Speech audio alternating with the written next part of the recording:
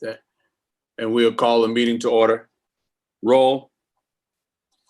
Commissioner Ryan, Present. Commissioner Campbell, Here. Commissioner Blower, Commissioner Jewell, Here. Commissioner Cook Hawkins is absent, Commissioner Sorensen, Here.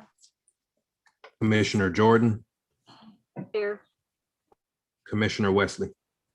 Here, we have a quorum. At this time, we'll have the remote announcement from the Open Meetings Act, Assistant City Attorney. Good evening. Yes, this is Joanne Gurley. All boards and commissions must adhere to all laws established under the Michigan compiled laws and in accordance with the revisions of the Open Meetings Act adopted in Senate Bill 1108 as passed on October 13th, 2020 and signed into law on October 16th, 2020. A public announcement shall be made by each member who is attending the meeting remotely that he or she is attending the meeting remotely, and except for those in military service, stating his or her physical location. Commissioner Ryan, This is Commissioner Ryan appearing remotely from the city of Flint. Commissioner Campbell, This is Commissioner Campbell, appearing remotely at my residence in the city of Flint. Commissioner Blower, Commissioner Jewell, This is Commissioner Jewell attending from my residence in the city of Flint. Commissioner Cook Hawkins is absent, Commissioner Sorensen, Commissioner Sorensen appearing from Flint remotely. Commissioner Jordan, Commissioner Jordan attending remotely from Flint, Michigan. Commissioner Wesley. Commissioner Wesley attending remotely, City of Flint. Okay. Next, is there any additions or changes to the agenda?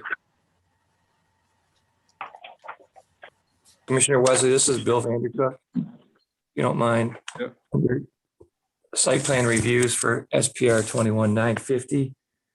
The applicant is Swatco Flint LLC on here. That's incorrect. Applicant is Slanu, S-L-A-N-U, Canna, C-A-N-N-A, LLC.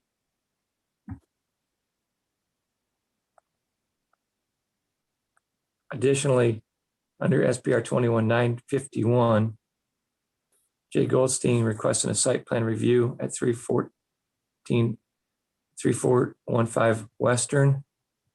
Webster. Yeah, road. It's supposed to be Western Road. Mhm. And the PID number for that, I apologize, I didn't write that down. Well, we know that's a phone number instead of a PID number. That's correct. Okay. And I'll look that up here in a minute before the case comes up, okay, Commissioner Wesley? Bill, Okay. I have that for you. Okay, Yeah. It's a 4105-228-001. 4105. 228-001. Okay, thank you.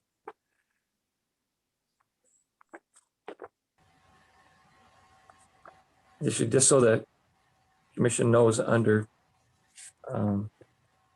case reviews, PC 21412 postponed meeting to August the 10th. And so we'll discuss that if you don't mind. What under was that case review? What was Yeah. it? What was the PC SPR? 21? Yep, What was the number?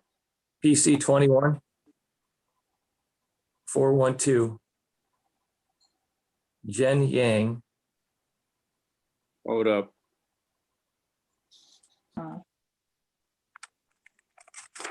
I don't. Bill, I don't see that PC. No, it's something that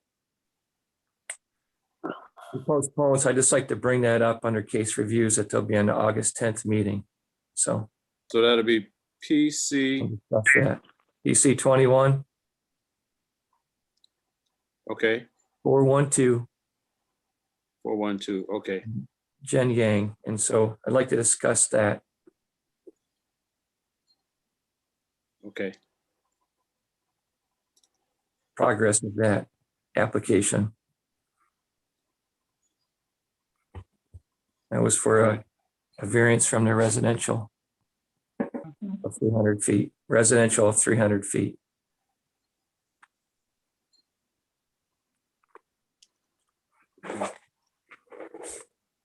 Are there any other additions or changes to the agenda? Okay, Chair will entertain a motion to approve the agenda. Commissioner Jordan, so moved. Do I hear support? Commissioner Campbell, support. To moved and properly supported that the agenda be approved. All in favor, signify by saying aye. Aye. Opposers have the same right. Appears to be unanimous. Minutes of the previous meeting, July 13, 2021.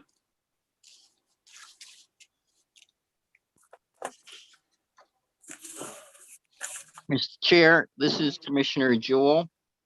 Commissioner Jewell, If you were to go to page 3 of the minutes,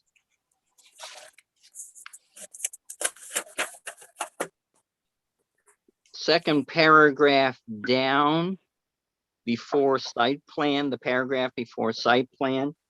And this correlates to the commentary that Mr. Vandercook just made regarding PC 21-412. August 10th. If you read it, it was originally, this particular one was originally scheduled for a 300-foot residential zone variance. And noted in the paragraph, it said it was intended actually to be for a micro business, and the applicant requested to postpone, and that afterwards the applicant will be prepared at the August 10th meeting for the Flint planning. What needs to be added is the same thing that was added in the previous paragraph. This application will be presented at the August 10th Flint Planning Commission meeting. That was shared at our last meeting.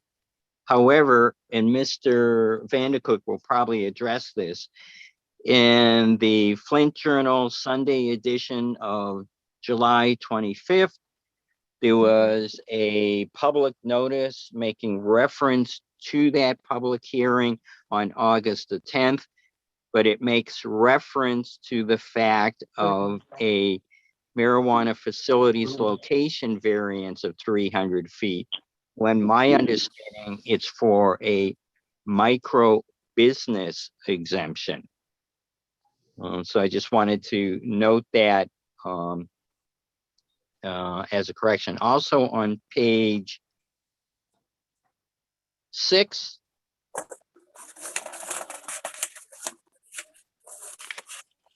if you go under where it says site plan review overview / process, the sentence reads, Commissioner Jewell shared that he and Mr. Vandercook are reviewing what a site plan is, what an appropriate staff presentation instead of is, what an appropriate site presentation would be. So instead of is, would be. Those are the two items that I have regarding the minutes for July the 13th. any other additions or corrections to the minutes of July 13th?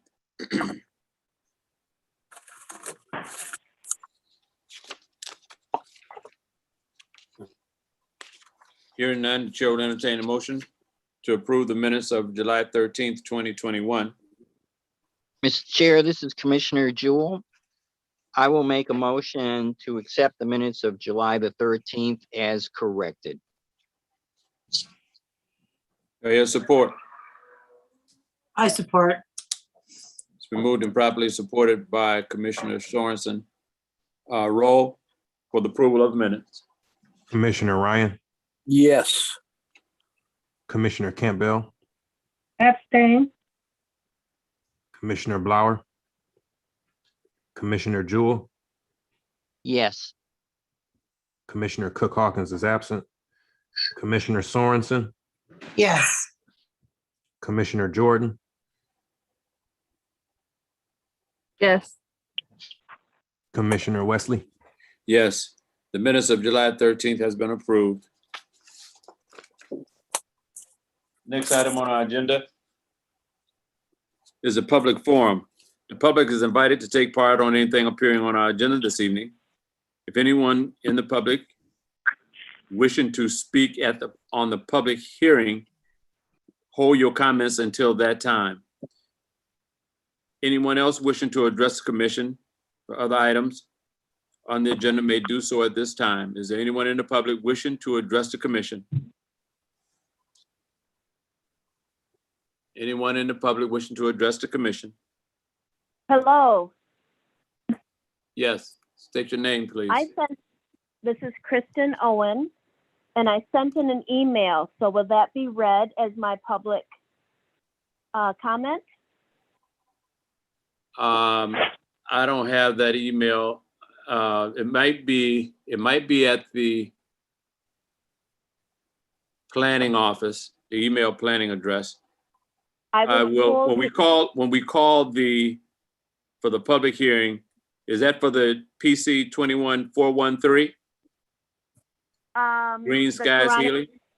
Yes, Okay, when we call that, then we will ask for that email. Thank you very much. All right.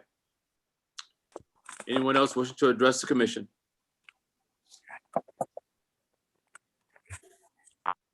Anyone wishing to address the commission?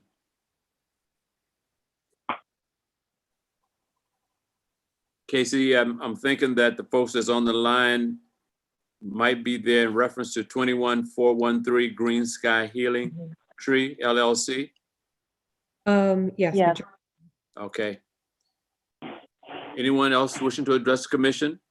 If not, the public forum is now closed.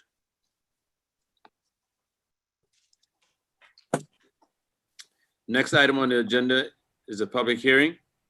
It'll be PC 21413 Green Skies Healing Tree LLC requests a Group E Special Regulated Use Permit for an adult use recreational marijuana retail facility which integrates a blight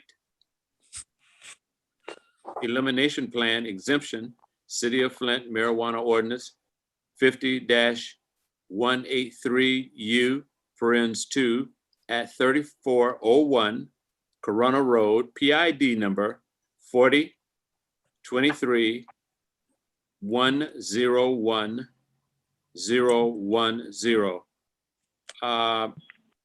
Mr. Vandercook, for your staff report, or is that going to be Corey?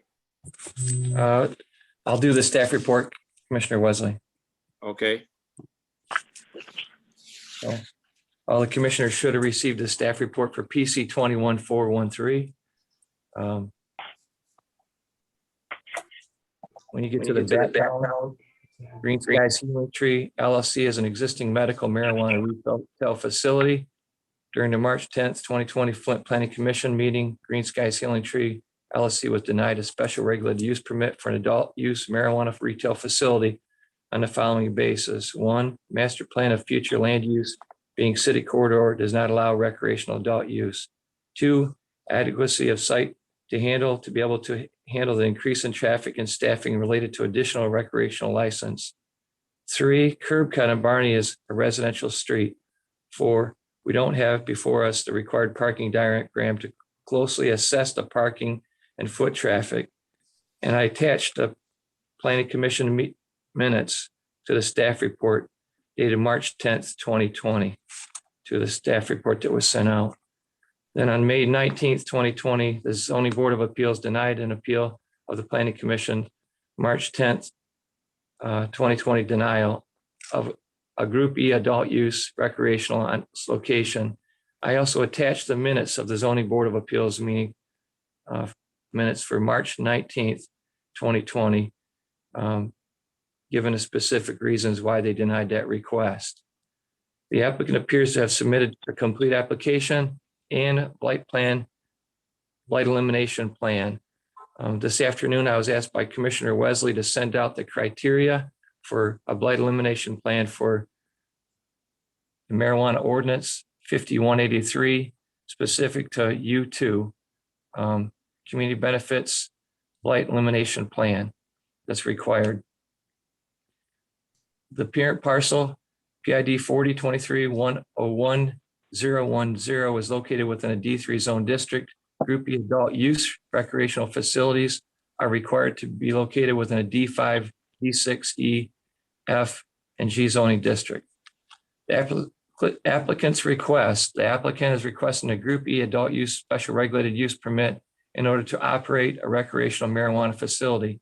The applicant is within 300 feet of a residence, but has included a blight elimination plan and is applying for an exemption from the 300-foot setback requirement.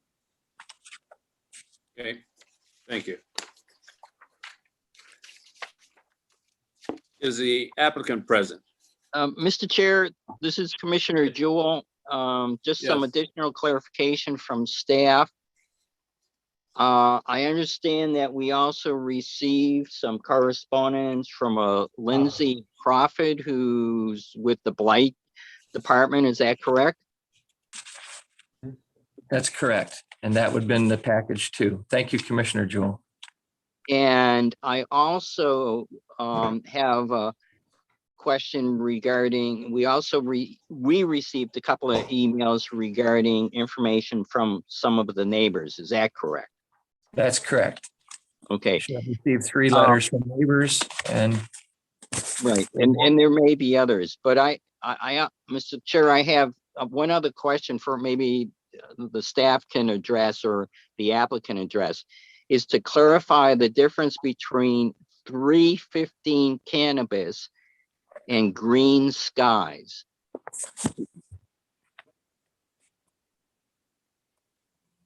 Yeah, hey, hi guys. This is Amar Couture, and I'm here on behalf of Victor Couture, who's also on the. Excuse me, Mr. Antoine. We're still in the process of the staff making a report, and I was asking for some clarification from the staff. As if, Savannah Cook, are you familiar the differences between Green Skies, Healing Tree, and 315? Commissioner Wesley, Yeah. no, at this time, I'm not. Green Skies Healing Tree, I believe, was the applicant. I believe 315 was mentioned in part of the application. Mr. Okay. Chair, just for informational purposes, prior to the applicant presenting, because I want to make sure that we have information before us.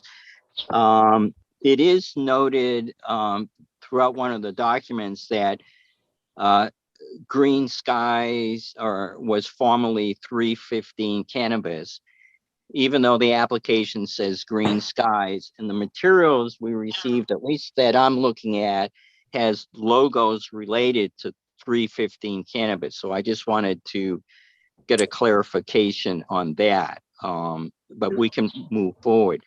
The other question that I have for staff is based on the information that was presented to them. Are there any outstanding issues or concerns that we as the commission need to be aware of or attuned to? The only concerns at this time potentially could be the D3 zoning, what was reported in the staff report.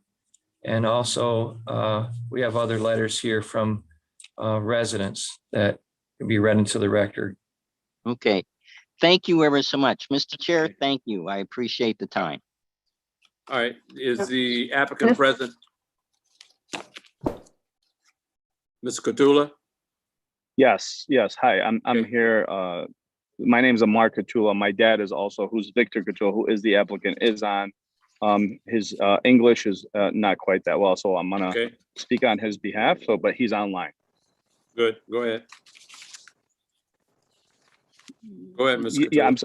I'm sorry. Are you asking for us to start the presentation? Yes, yes. Okay. Start the presentation. Awesome.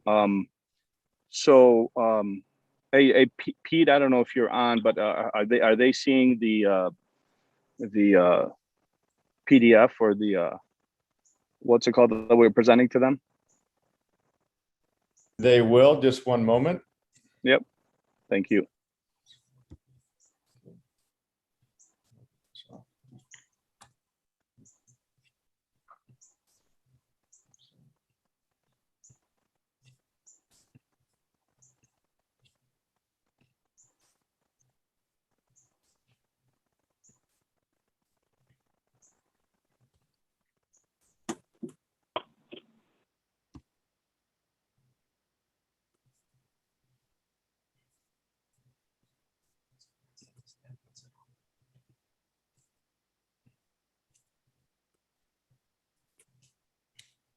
One moment, please.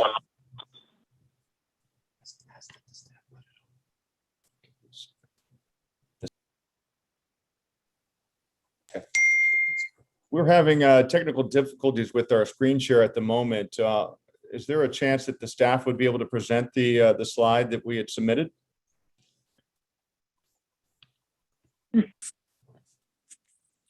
KZ. KZ, Yeah, Yep, I just need it emailed to me. We did earlier. I believe it was emailed to you, KZ, if you checked possibly. What email would it be from? Peter. It would be from peter.race@3:15. Okay, perfect.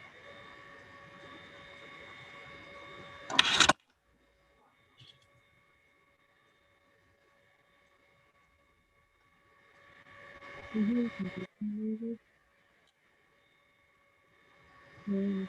think it's coming from.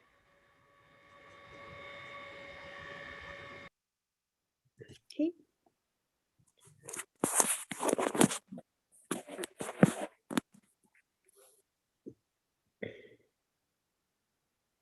Bill, I have to do the Zoom administration stuff. Oh, there we go. We got someone presenting. Here we go. Thank you all for your patience. Apologies. We are currently presenting. So Amar, we are at slide 1, Green Skies Healing Tree LLC. Our address 3401 Corona, and our planning commission meeting dated July 27th. Thank you, Travis. Just to clear up a couple of questions, I know some of the commissioners had a question. So obviously Green Skies is the name of the entity, and we're DBA as 315 Cannabis. So the stores are all called 315 Cannabis. The applying entity at the state level and at the city level is going to be Green Skies Healing Tree. I hope that answers your question. Correct. Thank you, Travis. If, I'm sorry, if we can go to the next slide. Yeah, this is not in whatever. That's fine. We can just, I'll just start. Guys, my name is Amar Couture, members of the Flint Planning Commission. I'm here on behalf of my father, Victor Couture, and Green Skies Healing Tree, the applicant. 315 requests a Group E special regulated use permit for an adult use marijuana facility, which integrates a blight elimination plan exemption. I want to tell you a little bit about our company and about our family. Like I said, my name is Amar Couture. Dad is Victor Couture, and we're first generation from Iraq. We actually flew from Baghdad, Iraq, into first business was in Flint back in 1986, and I'm proud to say that we still have our business there. It's Landmark Food Center. It's on Pearson and Martin Luther King. We've been there for over 30 years. We actually opened up our family opened up another location on Fenton Road, also in Flint. My dad started 315. The roots of the beginning in Detroit, cannabis legalization passed in Michigan. Prior to entering the cannabis industry, my father's had a long relationship with the city of Flint. We lived in Flushing, which is a suburb of Flint. I went to Flint Powers myself, so our roots are deeply entrenched in Flint. If we can go to the next slide, which I believe statement. Yes. At 315, our mission is very simple. We strive to provide our customers with the best cannabis experience by providing the widest selection with the most convenience at the lowest possible price. Our mission aligns with our company's values to build strong brand relationships, invest in the required technology to make cannabis business successful, and foster community building and exclusivity. This next slide, I'm really proud of, not just because it's in cannabis, but it's something that is going to stay with our company, for hundreds and hundreds of years. And this is, not to go through it really quickly, but basically we ended up taking our first medical license in the entire state. And wasn't only our first, but it was the first one in the state. We also took the first delivery of medical marijuana in the entire state, and also bought the first flower that was delivered to a provisioning center, which was in Detroit. It was on Gratiot and 8 Mile. And we also made the first sale. So hundreds of years from now, when people look up when was the first, or where and who, and when was the first medical marijuana sale, will come up as Green Skies Healing Tree. Obviously, that's what we were called back then. But this is something I'm very proud of, that our company can hold our head high and say that. So I also want to see if there's any questions. If not, I'd like to hand it off to Travis. But yeah, if there's any questions, I'd love to take them now. If not, I'll hand it off to Travis and he can continue. Okay, continue, please. Thank you. Travis? Thank you, Amar. Appreciate the introduction and the opening of 315 as an entity. My name is John Travis Harrison. I've been an employee with 315 for about the past 10 months, working very closely as the Chief Retail Officer to establish our leadership and our communities in which we're operating across the great state of Michigan. I have a long background in the retail industry. I started working with Ralph Lauren, spent roughly 10 years with Ralph Lauren, and then 5 years here in the state of Michigan, opening up roughly 32 Shinola businesses. I'm sure many of you are familiar with the Shinola Watch Company, building watches at scale, job creation. It was there that I really was able to hone my skills around job creation, hired over 700 people, and really took that skill set of leadership and community engagement, hiring within our local communities to the industry of cannabis. And I've worked in the cannabis industry for roughly the past 4 years, both in and out of the state of Michigan. And I'm proud to say that I'm currently leading the march here on the ground with my team, some of which are here on the call today. I'd like to just introduce by name Donnell Cravens, my regional manager that oversees regionally the Flint business, as well as Shamika Beck, who is an absolute jewel of our business there in Flint, has been with us since we opened the business back in November of 2019, both of which are on the call with me today. And the slide in which you're seeing at the moment outlines our entire entity, our fleet across the state of Michigan. We currently have 12 approved locations. We have 8 stores which are currently operating under adult rec use, as well as 11 stores today that are offering medical, as well as obviously the Flint business that we're here to discuss this evening. And with that, wanted to discuss our location specific. And as you can see, and as many of you are very well versed, our site located at 3401 Corona really outlines for you what I think is a perfectly operating medical provisioning center in the city of Flint. We have built a very robust clientele base. We've established tremendous relationships in this community, in many of which I've come to know personally over the past time that I've been leading the march here at 315. Certainly Shamika and Donnell can speak to that as well. You can see our business location here, and obviously the way in which we've kept our business in the community clean.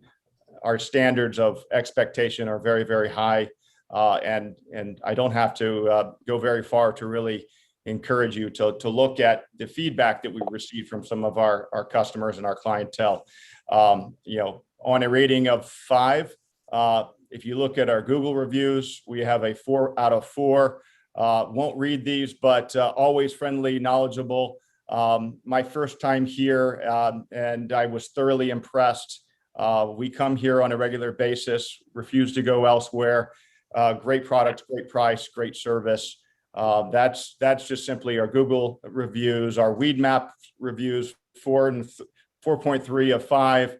An awesome dispensary. Our Leafly reviews, these are industry reviews, obviously, are 4.7 out of 5. So, you know, it's really just speaking to the integrity and the professionalism of our team there, their openness, their willingness to build relationships, and certainly operate professionally within the community. So here on the next slide, you can see again our location, and we're very, very excited and thrilled to obviously be here in front of you this evening. We're very much looking forward to being awarded our rec license so that we can reinvest in infrastructure.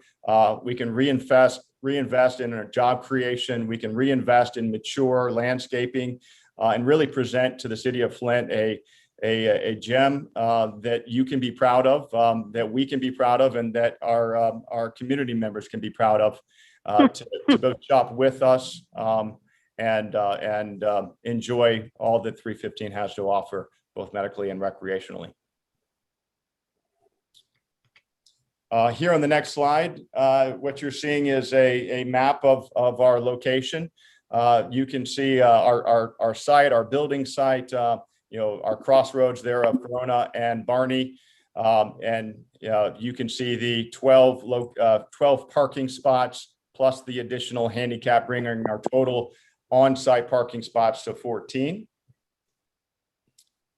And then here in this slide, we took it upon ourselves to reach out into the community, our local community, and to establish nearby parking allowances.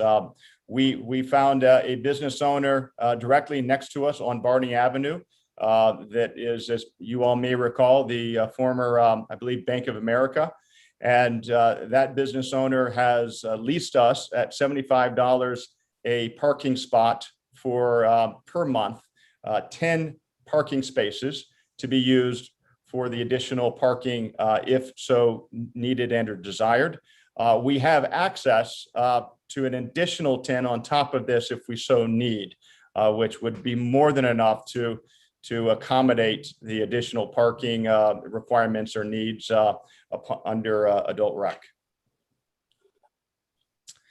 And then here in the most important facet is our community benefit, our blight elimination plan exemption. What we're really here for this evening is to speak to how are we engaging within the community? How are we giving back?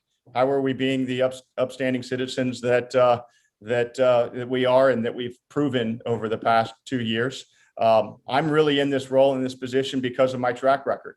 Over the past 4 years working in cannabis, I've conducted many countless cleanups, neighborhood community events, donated murals to communities. These cleanup events, as you see here, the one that we hosted on June 26th, we went above and beyond. We went ahead and did this of our own volition because we know how important this is within the community.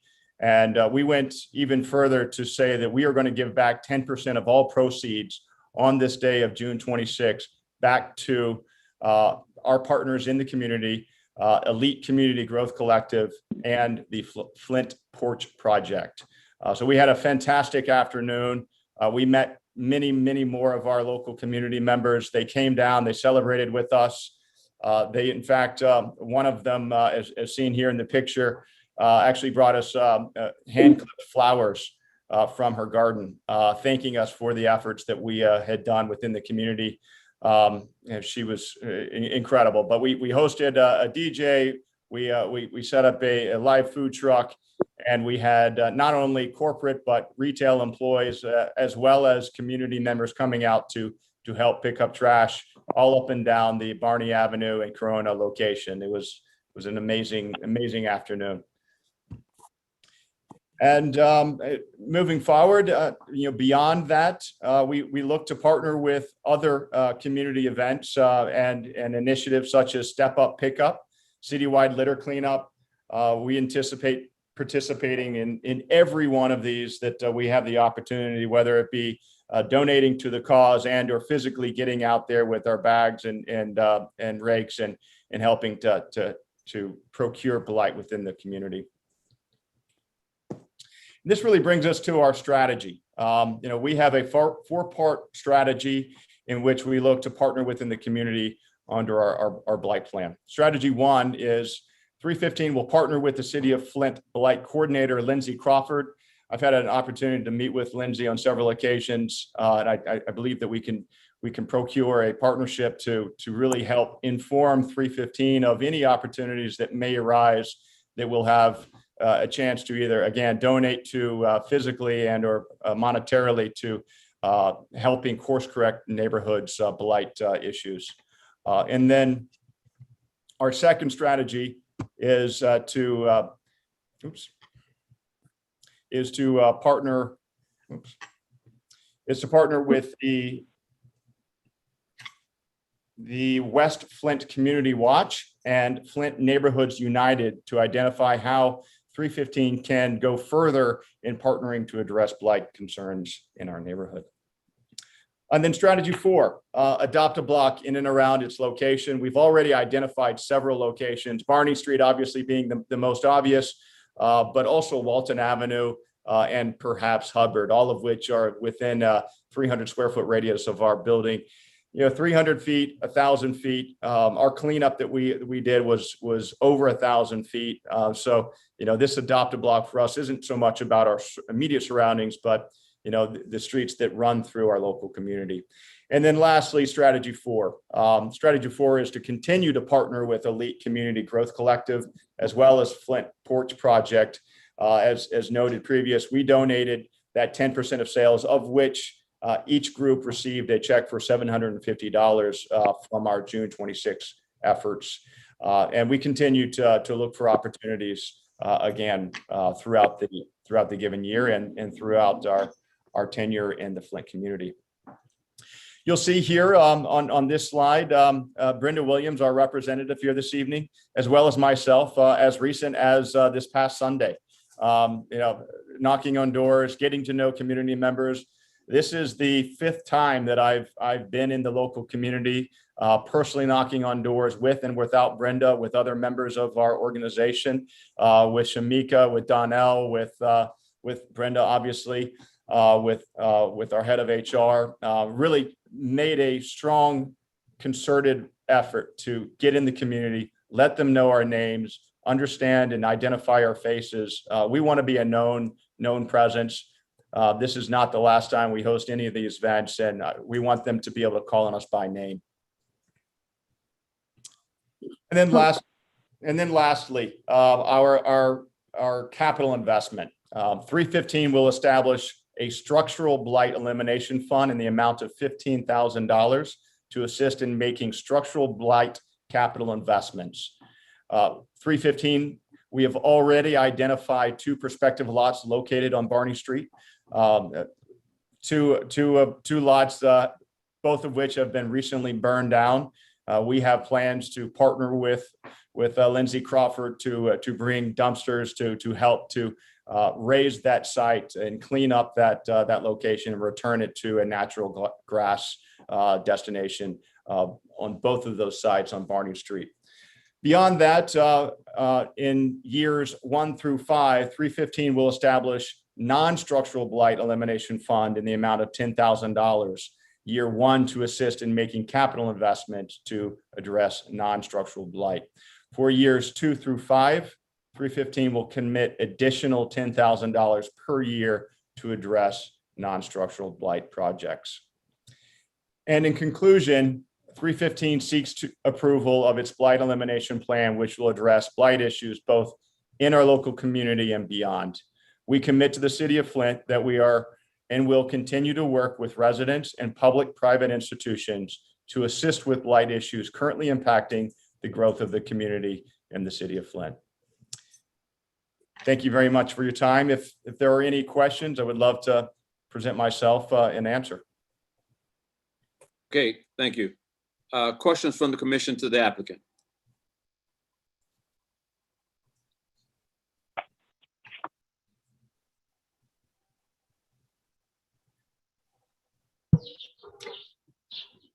Questions from the commission to the applicant? This is Commission. I can start if nobody else has a question they want to jump in with. First of all, I appreciate the presentation. This is, I think, the first blight exemption presentation that we've had, so I appreciated you laying out some of the steps that you've taken thus far to try to meet neighbors and to identify some ways in which you might move forward on that basis. Thank you. As you know, this is a similar to a request that we saw last year, and at that time it had been denied, and there were several reasons listed for that.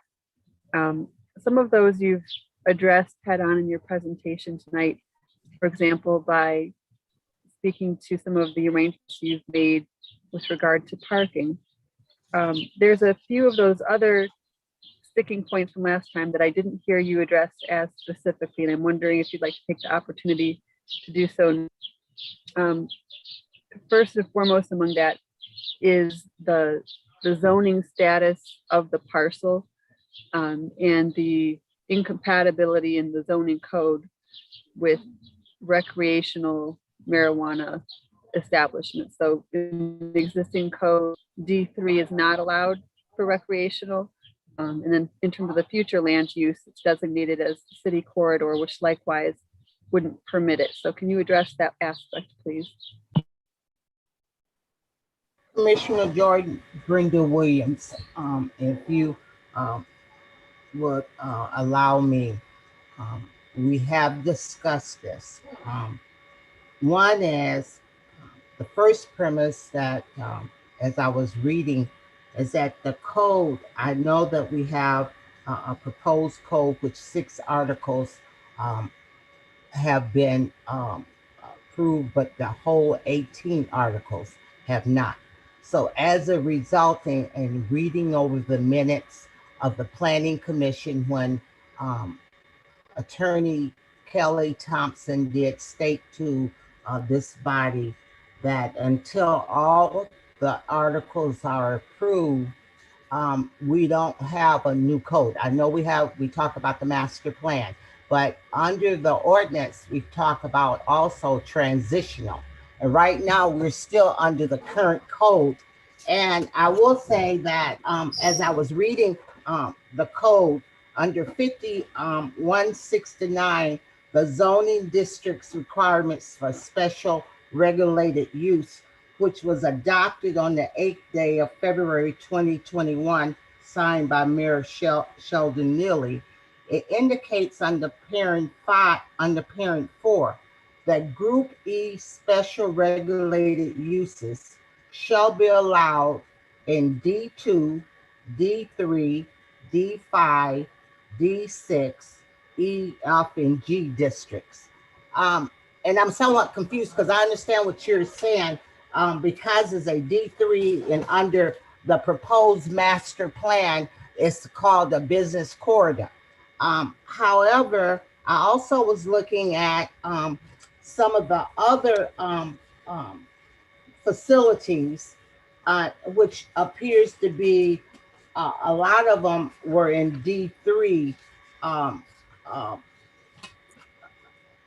zoning.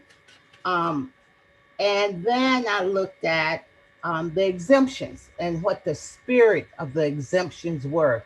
The exemptions were giving, you had social equity, blight elimination, and the parks.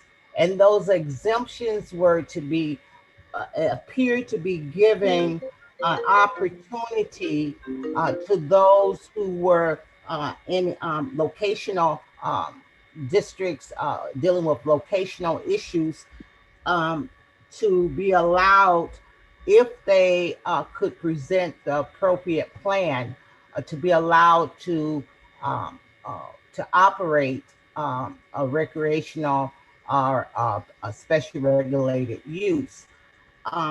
Further, in looking at the minutes of your meetings in previous times, it appears that when Mr. Erickson spoke about the recreational, he indicated to this body that one, that there was no difference basically between the recreational and the medical. The state was not making a difference. They had the same operating procedures. They had the same rules. He also said that the city was not, does not feel that there's a need. Even then, he said that there was not a need for a variance for recreational because of the state's approach. Again, going back to what the spirit of this ordinance, and the ordinance here locally provides the opportunity for the exemption. Again, if they present to this body a relevant blight plan, and as I believe even yourself spoke about, if they don't carry out this plan, if they don't do what they have provided to this body that they said they would do, one of the things I believe one of your concerns was, what do you do? Well, that goes to the enforcement, which I believe, again, you all discussed, and you made some changes in terms of the enforcement of the license. But I'm somewhat confused because when I look at what Mayor Neely signed regarding that allowing special regulated uses in both D2, D3, D5, DC, D6, E, F, and G. And then we go back, and I know that the business corridor indicates that it cannot be, recreational cannot be in a corridor, although again, that's not, has not been accepted legally, has not been legally approved by the city. And going back again to the ordinance where it states that we're in a transition, and so therefore you will use the rules that that we are currently under. And further, given that this was a grandfathered location, I believe we have under the ordinance that they, even though they were grandfathered in, they get legal conforming status, although they were non-conforming. Because of the grandfather status, they have been given legal conforming status. I don't know, I hope that answers the question, Commissioner Jordan. Hi, this is Peter Grace as well. I'm also with 315. I had trouble getting onto the Zoom prior, so I'm here with Mr. Harrison. I just wanted to add to that note as well with regards to the commissioner's question in terms of the master plan and the future land use. When you look at the location of our proposed, or our facility, it is in the city corridor within the master plan. However, it is also near a number of different commercial buildings. And so we are in the view that it does line up with the future land use uses within the master plan. It's up the road, just up the road, actually right next to a Rite Aid, a barber shop, a printing business. And so it is along city corridors within the master plan are situated along Flint's busiest roads, right? They're providing areas for a range of activities on parcels that are easily accessible by automobiles, serviced by transits, corridors leverage within the master plan. The corridors leverage economic potential or traffic, and they really help minimize the land use incompatibilities that you have with a variety of different, manageable areas within the city. So I just wanted to note that. And I think a case in point as well that I wanted to note for the commissioners is another location that is also within the D3 zoning district. I'm talking about Club Meds. That's 2840 East Court Street. And if you look at the master plan land uses, that location, which has been previously approved for recreational, is within the same city corridor district. And so I think it is in line with past decisions that the Planning Commission has made to approve parcels that are already existing as medical within areas that are D3 that are also within the city corridor district in the master plan future land use map.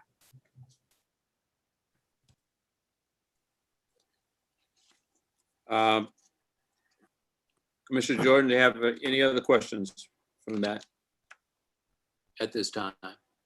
Not regarding the zoning aspect. I do have another question, but I can wait to see if other commissioners have some. Okay. Any other commissioners wish to question the applicant? Yeah, Mr. Chair, this is Commissioner Jewell. If the, I think it's Mr. Harrison. Did I get that correctly? My apologies. That is correct.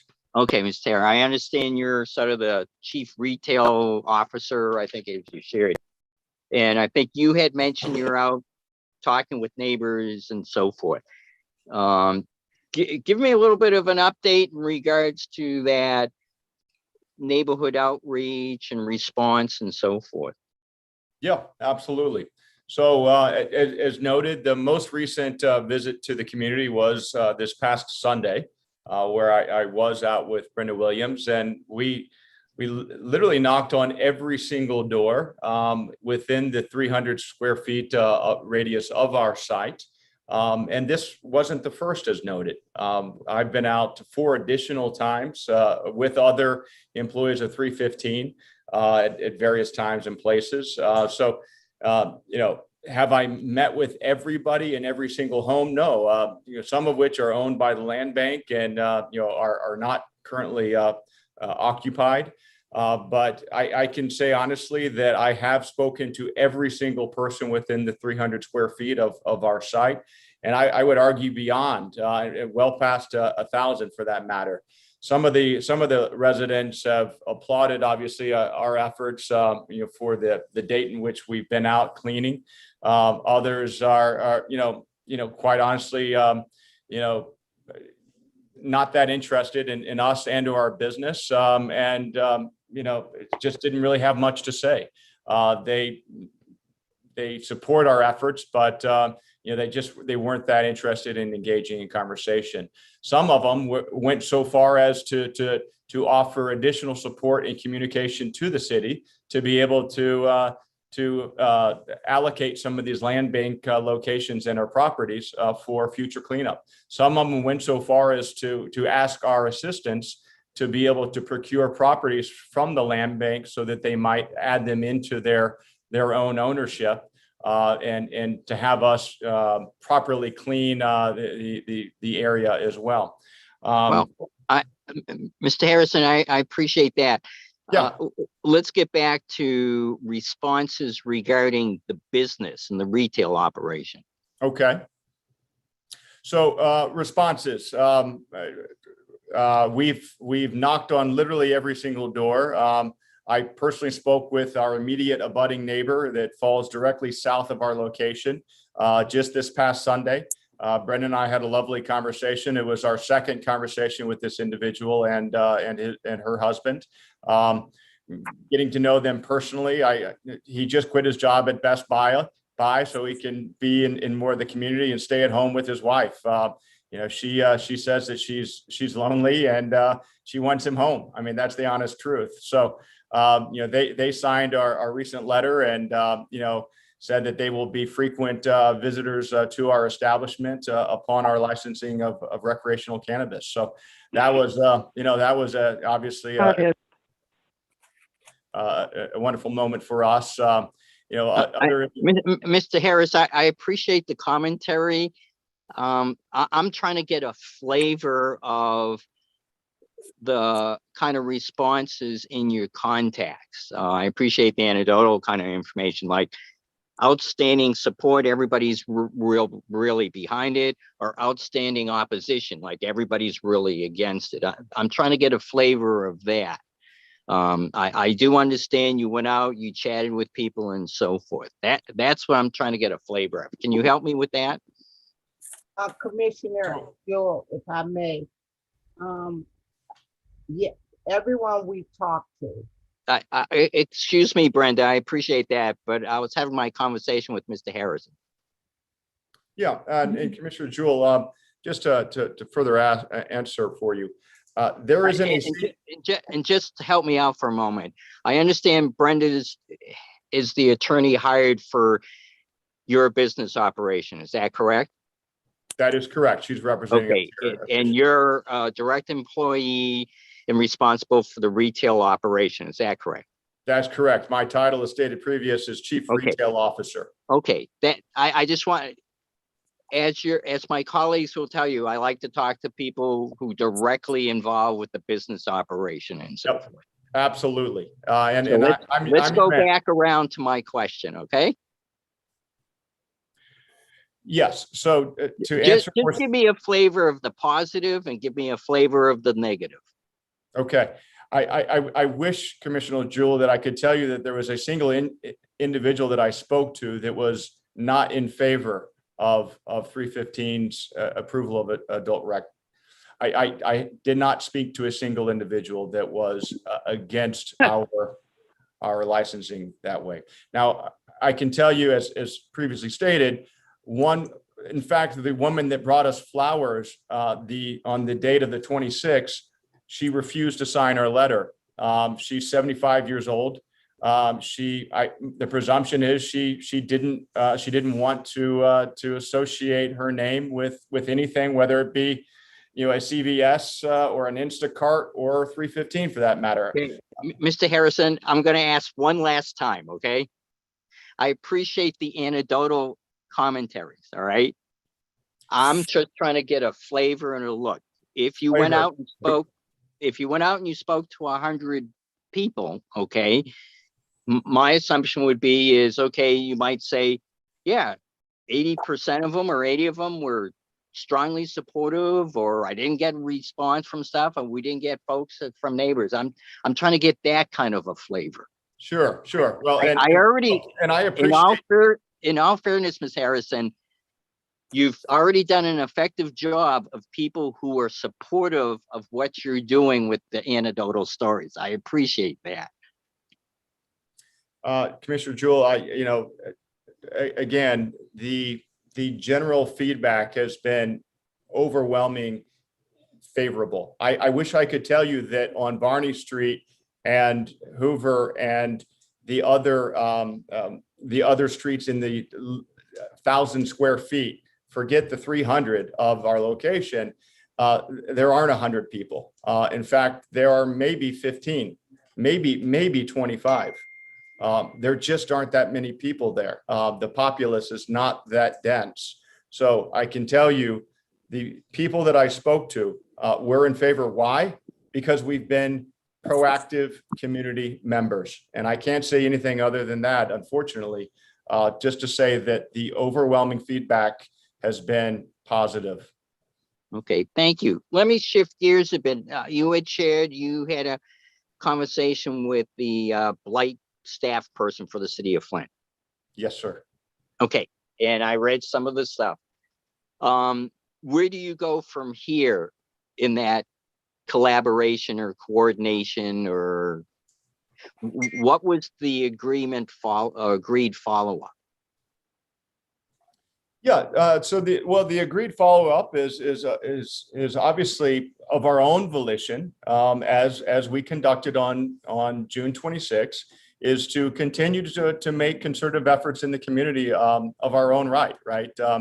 And then as it relates to our blight commitment and our strategy, Lindsay Crawford and I would partner, as well as Donnell Cravens and Shamika Beck, our immediate representatives in the city of Flint, to identify opportunity, to look for either foundations or partners and or certain blocks that might need cleanup. Step Up Pickup is the perfect example of that.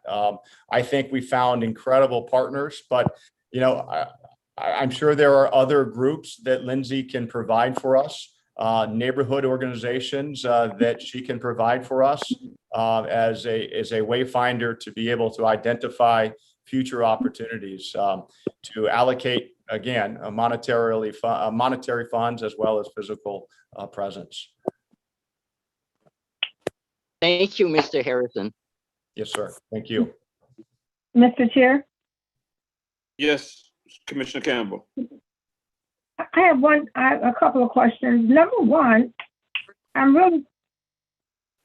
really not stunned, but I'm trying to figure out where all of these businesses, are you going to all co-locate, which it says on page 2?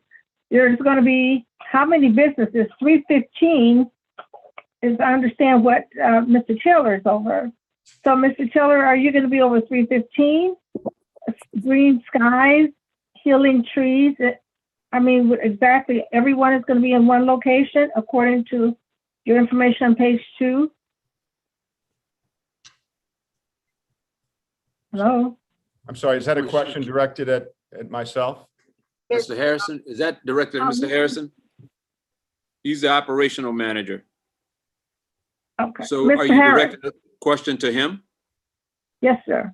Okay. Mr. Harrison, can you tell me 315, the 315 is what threw me off because you have 315 and you have healing. Let me see where they just Healing Trees LLC and Green Skies.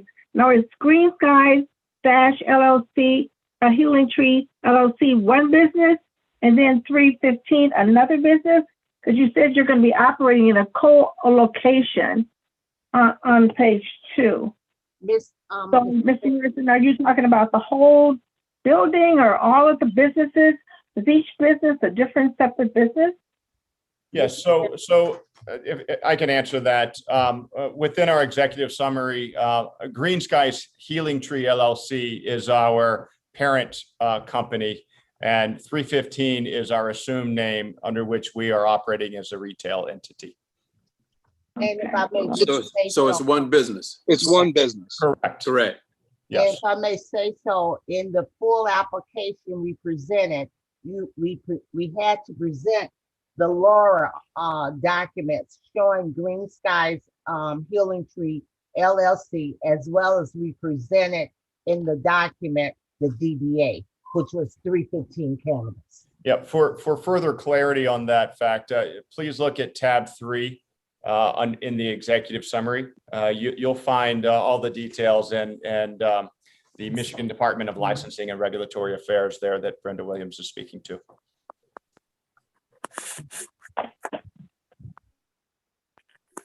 Okay.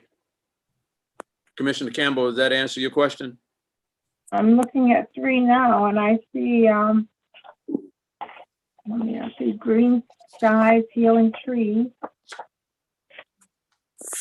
and I do not see the 315 under number 3. Is there a different something else under 3? I do not see the 315 under 3. That's it, Ms. Campbell. Certificate of assumed name. Okay. It's in the third So bullet. correct. So it's only Green Skies and Healing Trees LLC. Yes, ma'am. Okay. So there's nothing under there that shows me that 315. Is there someone that's going to show me 315 is over that?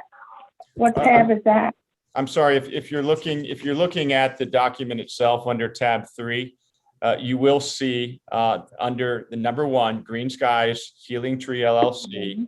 You will then see our identification number assigned by the Bureau. And then you will All right. see the assumed name under which the business is to be transacted. And that says in black ink, 315.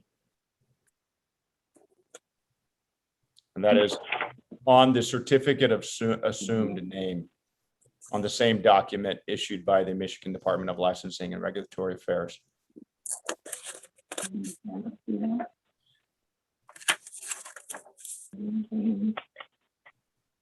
Commissioner Campbell, do you see assumed name registration document, Yes, I do. face sheet? Okay, the first sheet over from that, Mm-hmm. where it says certification of assumed name, I see it, yeah. it says Green Sky Healing Tree. Correct. Now you're going down to number 3. I am in 3. Okay, it says, well, Okay, I see what you see. There's assumed name 315. The assumed Right. name under which business is to be transacted is, okay, 315. right. Okay, Yes, ma'am. okay. That was not, I was trying to figure out how all 3 of you could be in there, but it's only gonna be 2. Or just one business. It's one business. It's one business. Our public facing business is 315. We have 12 locations across the state. Yes, exactly. Okay. Thank you. Yeah, I'm reading. Thank you.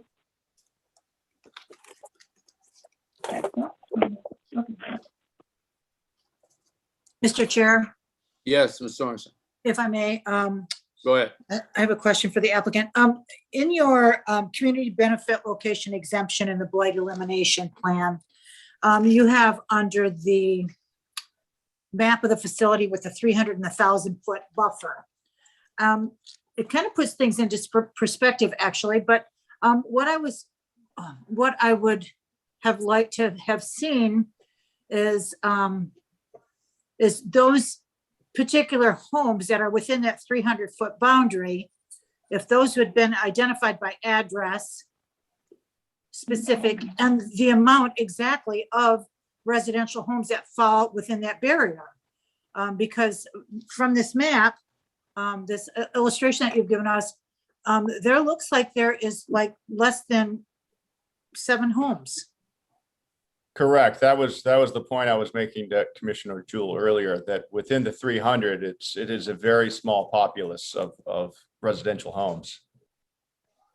But I would have liked to seen that extracted out. I mean, I know it was painstaking to make a list of the addresses, et cetera, that you visited, but I would have liked to seen those extracted out of that list of everyone that you've contacted in that area.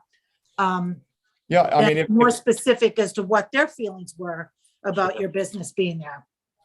Yeah, and I'm happy to make that effort if that would so please you. I mean, we could certainly go back out with those exact names and addresses and provide that specifically for your request. Because your 300 feet actually occupies a tremendous amount of asphalt. Yeah, exactly. Nearby businesses primarily. Right. Okay, thank you.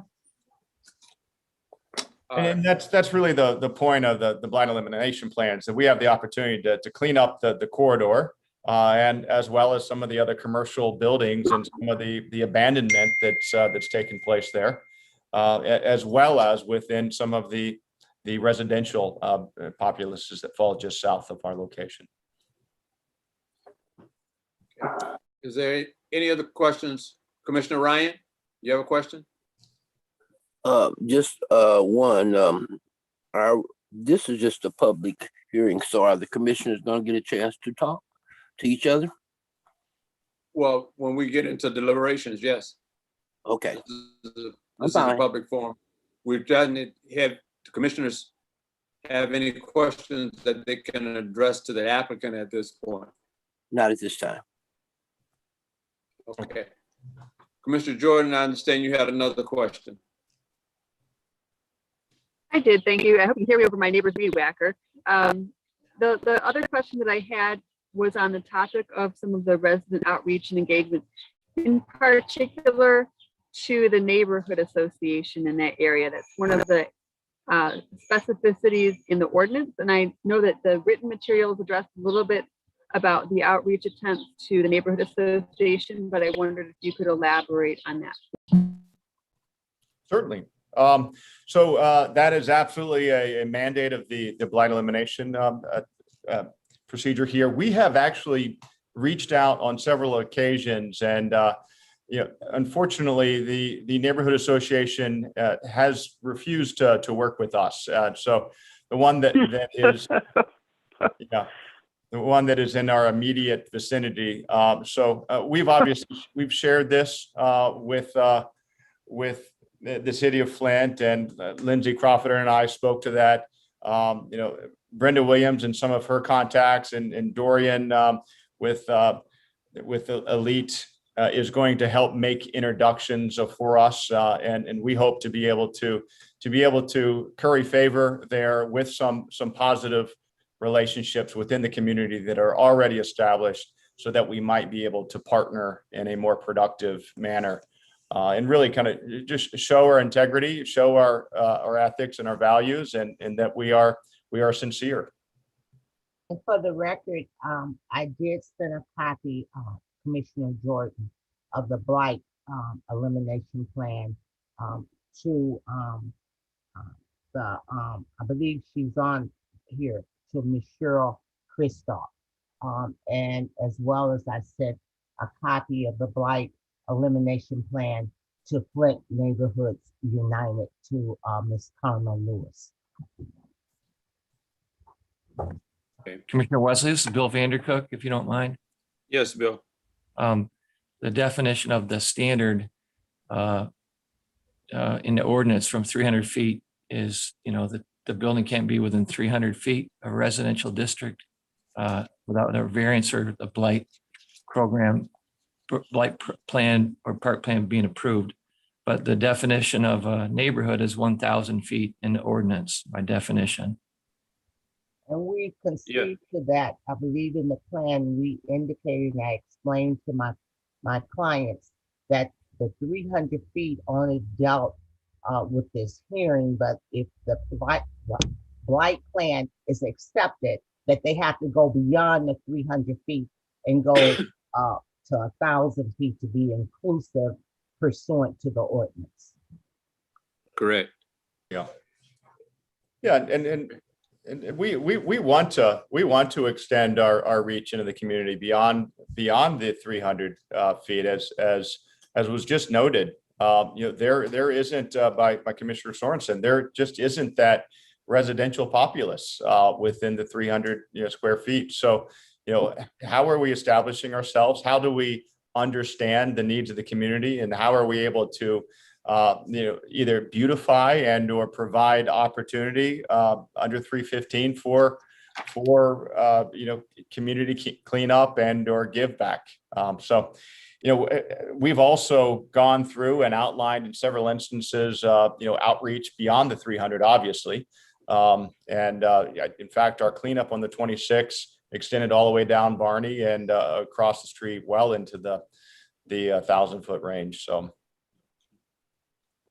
Mr. Harrison, I have a question. Going and looking at your strategy number 3, down with this capital investment to address structural blight during the first year of blight elimination plan.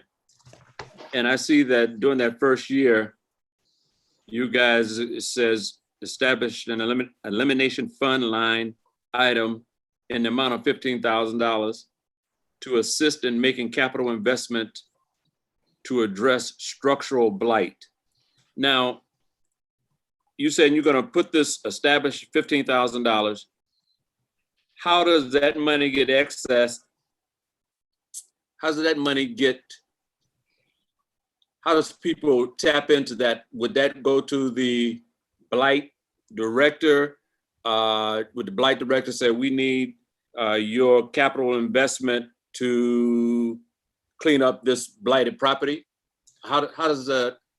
You're precisely. How do they tap into those funds? Yeah, you're precisely right. So, I think the best partnership and collaboration here is really just that. Yeah, it is a collaboration. Certainly we can identify sites, as I previously noted, that we think are opportunity zones. I've seen children playing in burnt structural site just on Barney Street, and was, somewhat horrified at what could take place there. But I don't necessarily know that that isn't the best place to be able to to tackle first, right? So I think it's through our partnership with the city. It's certainly my partnership with Lindsay Crawford, and with that identification of those locations, the ability to cut a check and to be able to allocate those funds at the request of again, the city's department. I would like to put it in their hands versus ours personally. Other questions from the commission to the applicant? This is Commissioner Jordan. I have just one. Go ahead. I just have one additional. Commissioner Jordan. Yep, I have just one other question. I typically ask of applicants to put on the record whether you understand that should this be approved, you would be required to report to the city on the annual basis, part of your relicensure, that the actual results compared to what you have put forth. So for example, if you're saying that you're going to devote X amount in year one to structural blight, how much did you actually put forth in year one? And so forth. And so failure to adhere to the terms of the plan might be grounds for not renewing it, should it be approved. Absolutely. Yes, I can personally attest under oath that I would without question go on record as to say we would love to be held accountable. We would love to have that partnership. Myself, Peter Grace that spoke earlier, Brenda, our commitment is firm and pat. We will without question follow through on our commitment to the city of Flint. It would be our pleasure. At this time, Lindsay, who's head of the Blight Elimination Fund, Liz, I'd like to hear your interaction with 315, if you're online. I am, Commissioner. Thank you. So I first met with attorney Brenda Williams via Zoom. I believe it was May 21st. We had about an hour and a half meeting where she shared, some of her clients' ideas for blight elimination in the neighborhood. I did refer her to the Flint Neighborhoods United website, which is where there's a Flint Neighborhoods map showing the active neighborhood groups and contact information for those groups. I felt that, because that's public information, I didn't feel uncomfortable sharing that with the business, rather than giving personal contact information that wasn't publicly available. So I referred her to that site. She gave me the location. We discussed, some ideas for blight elimination in the area, primarily litter abatement. With Ballinger Highway and Corona being right there, there's, a lot of litter and trash from the businesses, from traffic, generally. There are some vacant properties. I believe some are privately owned, some are land bank owned. And then to the north end of the 1,000-foot radius is the Genesee Valley Trail, which does have some issues with dumping. So those were some of the things that we discussed. Okay, thank you. Other questions from the commission to the applicant? Commissioner Jordan, this question is maybe not so much to the applicant, but just to Lindsay. First of all, thanks for being with us tonight. I think it's the first time you've been part of one of these calls. And certainly the first time that we've been looking at one of these blight exemption requests. So based on your experience working with blight and kind of coordinating blight resources, would you be able to provide just a general sense of the amount that the applicant has put forth towards blight elimination? Like how big of a bite in terms of the need for that area would those resources potentially take? Sure. So if we're talking, continued cleanups of the neighborhood, doing the kind of litter removal, trash cleanup, which wouldn't qualify for structural blight removal, $15,000 would get plenty of dumpsters, equipment for that kind of thing. But if we're talking about demolishing a property, that would probably get you one demolition. $15,000 may help with the removal of one blighted or vacant house. Mhm. Thank you. 15 per year. Commissioner Wesley, if I just may make a note, in your blight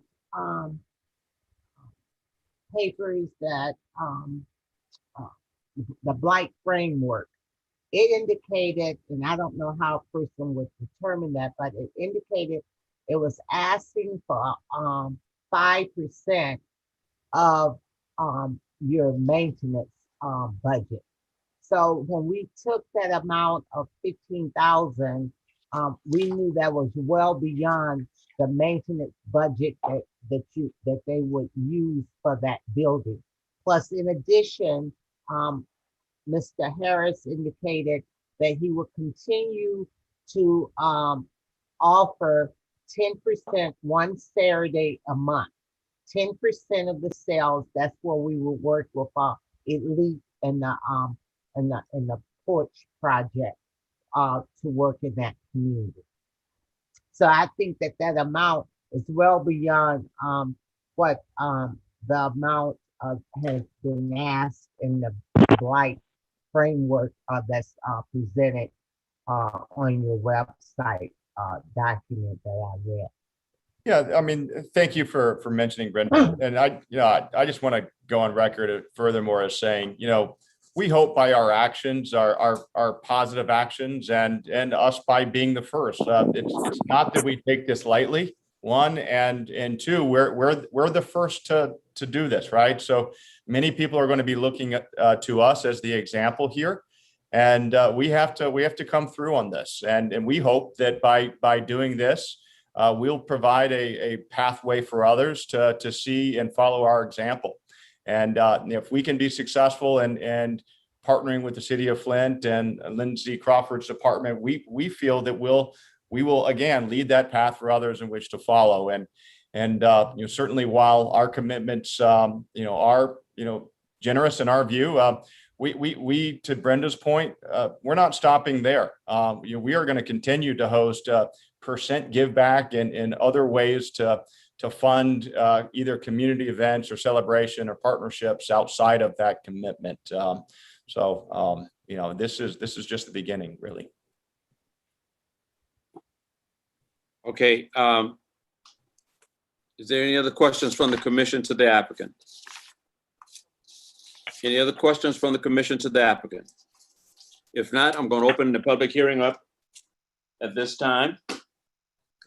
Is there anyone in the public wishing to speak in favor of PC 21413 Green Sky Healing Tree LLC request for a Group E special regulated use permit for an adult use recreational marijuana retail facility which integrates a blight elimination plan exemption, City of Flint Marijuana Ordinance 50-183 U Parents 2 at 3401 Corona Road.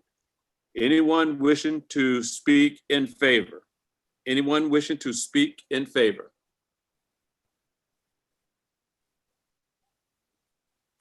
If there's anyone wish to speak in favor, you can unmute at this time. Hello, this is Dorian Jackson. I just unmuted. Okay, Dorian Jackson. So I'm Dorian Jackson from 2722 Coventry Court in Flint, Michigan. I'm actually in Ward 6, so I'm one ward over from the facility. I am also the director. I'm also the director of Elite Community Growth Collective, and we have partnered along with the Porch Project to actually support a lot of the initiatives that Mr. Harrison and the dispensary, along with Brenda Williams, have put forth.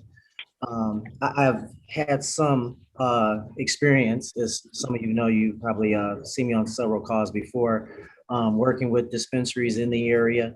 One of the things that I've always been a stickler whenever I'm going to work with one or decide to work with one is that they do have some type of social equity and community equity program in place, or at least something that they're actually not only talking about doing, but they're serious about implementing and have already started to implement.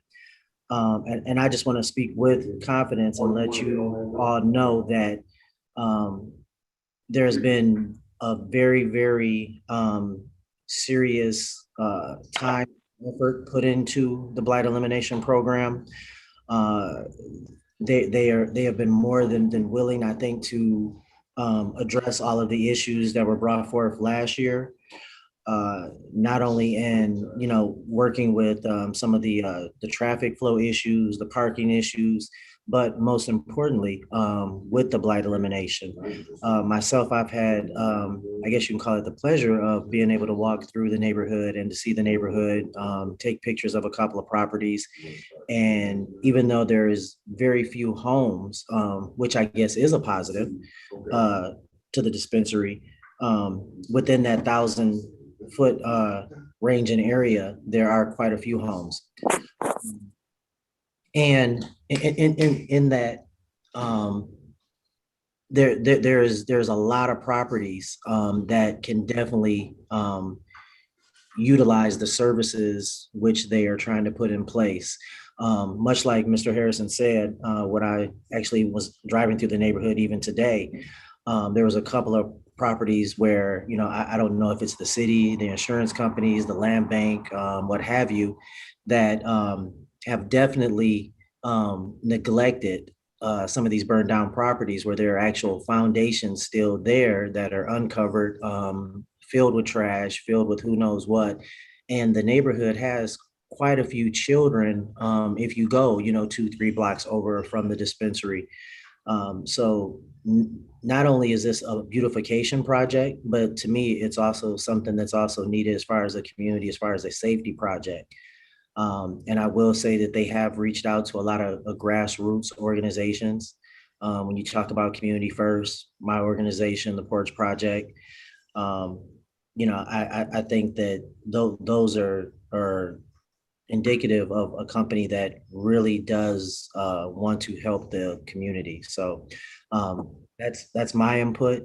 I am very much so in support of everything that they're trying to do and accomplish, including the recreational license. Thank you. Anyone else wish to speak in favor? Anyone else wishing to speak in favor?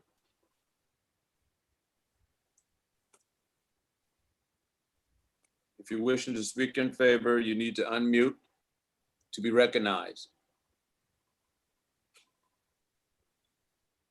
Anyone else wish to speak in favor? That portion of the public hearing is now closed.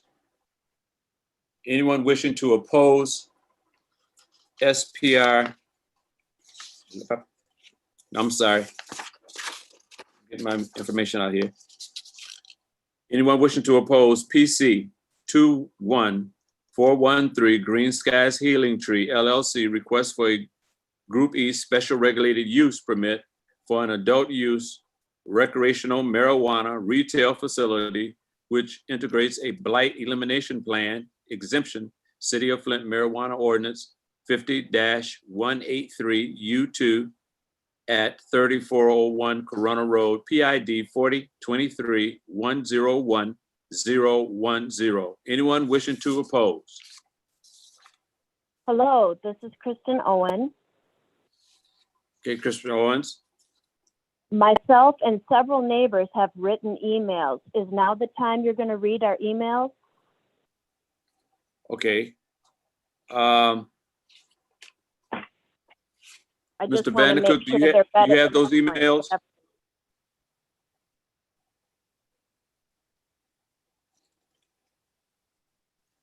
Commissioner Wesley, I have 2 letters in support, and then I have letters from Kristen Owens and others that came in today. Okay.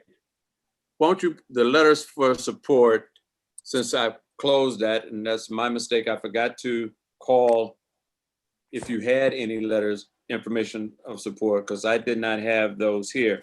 I know I have one from Cheryl Christoph and one from Woodcraft Block Club, who supported the information from the West Flint Community Watch Program, which was Cheryl Christoph. Those is in opposition. So do you have the letters of support? Would you just, for the commissioner's sake, read those at this time? Yes, Commissioner Wesley. I have 2 letters. It's a form letter. A letter of support for 315 cannabis request for a recreational license from 2 individuals, the same letter that was sent today, dated July 26. To the City of Flint Planning Commission, as a resident of the community, I'm aware that my business that come into our neighborhood conduct themselves without respect of the residents living nearby. They allow loitering in the parking lots, trash to accumulate, loud noises, and other characteristics that impact our quality of life.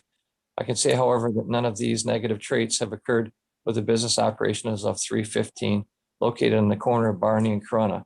I'm writing in support of 315 Cannabis to be licensed for recreational cannabis. Currently, they operate a medical marijuana provisioning center, and to date, we have not experienced any problems in our neighborhood from the business. Their security guard at the premises contributes to a sense of security for residents. They are friendly and courteous. I appreciate the efforts they are doing in trying to connect to the residents. We have been asked what our issues are with the blight problem in our neighborhood, and I've been assured that they will work with us to address. Last month, they showed us their sincerity by participating in a step up pickup. This type of community participation will be valuable to all residents in a nearby community. I strongly urge you to allow 315 Cannabis the license for recreational cannabis and look forward to seeing a stronger neighborhood as a result of the blight implementation plan presented to you. The 2 letters were signed by Michelle Simmons of 3402 Augusta Street and Maria, Marie McGregor from 3405 Augusta Street. Same form letter. Okay. Thank you, Commissioner Wesley. That was the letters of support. Anything else for support there? That's all. Thank you, Commissioner Wesley.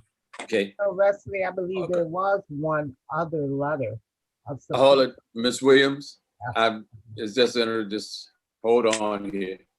Okay, now we're going to go back to the opposition for the emails that you got it for in opposition, Mr. Vandercook.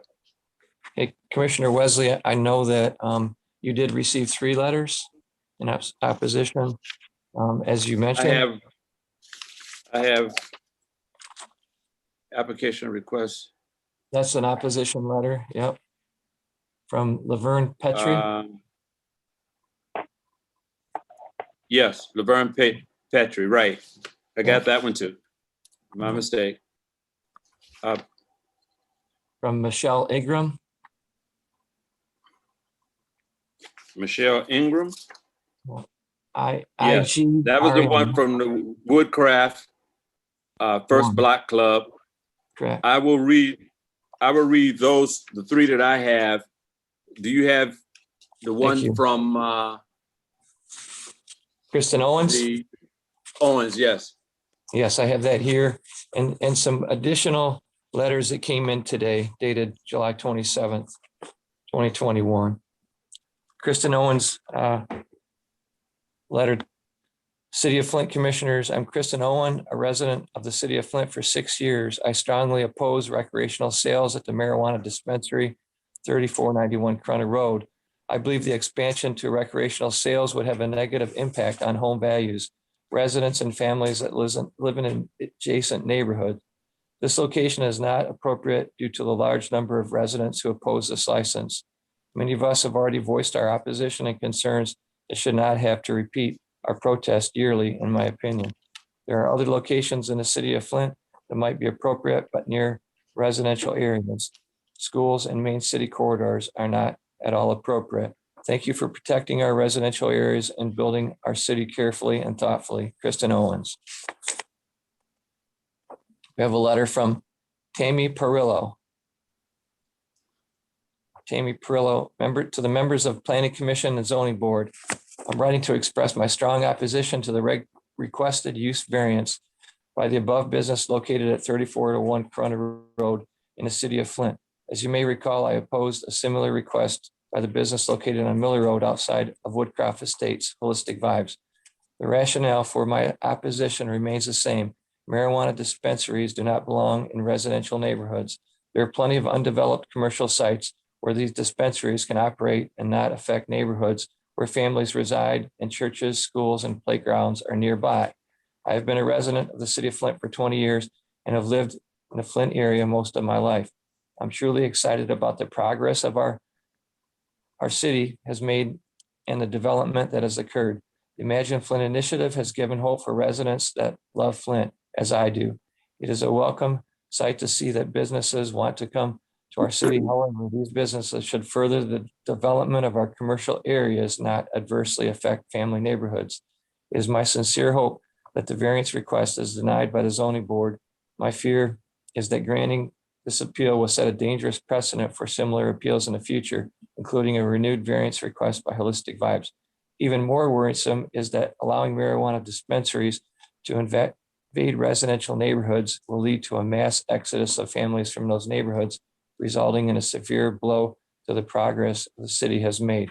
Thank you to the Planning Commission and Zoning Board members for their time, for all that they do for Flint. Sincerely, Mike Perillo. Tammy Perillo writes, members of the City of Flint Planning Commission and Zoning Board, my name is Tammy Perillo. I've been a resident of the city of Flint for over 30 years. I strongly oppose recreational sales at the marijuana dispensary, Green Skies Healing Tree LLC at 3491 Corona Road. I live in the area and believe the expansion to recreational sales would have a negative impact on the elderly residents and families that live in the adjacent neighborhood. This location is not appropriate due to the close proximity to the residential neighborhood and the Rite Aid drugstore. Increased traffic at this location would create driveway issues, additional vehicle and pedestrian congestion during peak hours of operation, and other issues which would have a negative impact on the surrounding area. Thank you for your time and attention to this matter, Tammy Perillo. Okay. From Michael Danick, I strongly oppose any recreational marijuana sales at 3491 Corona Road. I live in an area and do not want these recreational sales in our neighborhood. This location is near dwellings, and if you start compromising now, the rest of the area will be affected as well. When does a community think that bringing a marijuana uplifts our area? Give me a break, people. Let's use logic. I'm sure these people was a location in their 300 feet of the Bloomfield or Birmingham homes. Absolute hypocrisy. Dr. Michael Danick. Zach Lesner writes, I strongly oppose recreational sales at the marijuana dispensary, Green Skies Healing Tree LLC, located at 3491 Corona Road. I live in the area and believe the expansion to recreational sales would have a negative impact on the residents and families that live in the surrounding neighborhood. This location is not appropriate due to its proximity to local schools and churches, along with all local neighborhood clubs opposing it. Also, as a member of the Flint Ethics and Accountability Board, I believe if certain local ordinances are overlooked and this dispensary is allowed recreational license, it would open the door for justified complaints and possible investigation of all parties involved. Leo Solano writes, I strongly oppose recreational sales at the marijuana dispensary at 3491 Corona Road. I believe the expansion to recreational sales would have a negative impact on home values, residents and families that live in near adjacent neighborhoods. This location is not appropriate due to it being close to residential, and there is enough weed stores around for anyone to go to. Thank you, Commissioner. That's all the letters that we have in opposition. Okay, before I return to the open mic, I have 3 letters here One is from the West Flint Community Watch. It says to the planning commissioners, to whom it may concern, West Flint Community Watch has declined to meet with the representative for Green Skies Healing Tree LLC at 3401 Corona Road for participation in the blight elimination plan for the neighborhood. WFCW is a long-standing 501c3 neighborhood association whose boundaries are Pershing Street, I-69 West, city limits, Sunset Drive. This organization has its own blight plan and in place and is actively pursuing it. Therefore, WFCW will not cooperate in a blight plan as requested by the representative for Green Skies Healing Tree LLC. Sincerely, Cheryl Christoph, President, West Flint Community Watch. The next one is Woodcraft Block Club in support of West Flint Community Watch. We neighborhood of West Cliff First Block Club with the neighborhood boundaries of Miller Road and South Hammerberg Road on the east and Lincoln Drive on the west support West Flint Community Watch in their refusal to partner with the business Green Sky Healing Tree LLC or its representative, location at 3401 Corona Road, Flint, Michigan, or any future business of its kind in the area of surrounding neighborhoods. And that's signed by Michelle Ingram. The next one's applicant is from Vera Petrie. From Vera Petrie at 3411, 3409 Corona Road, next to Green Skies Healing Tree LLC, property owner, Florida, Flint, Michigan, 7 LLC, site location at 3401 Corona Road, Flint 48503.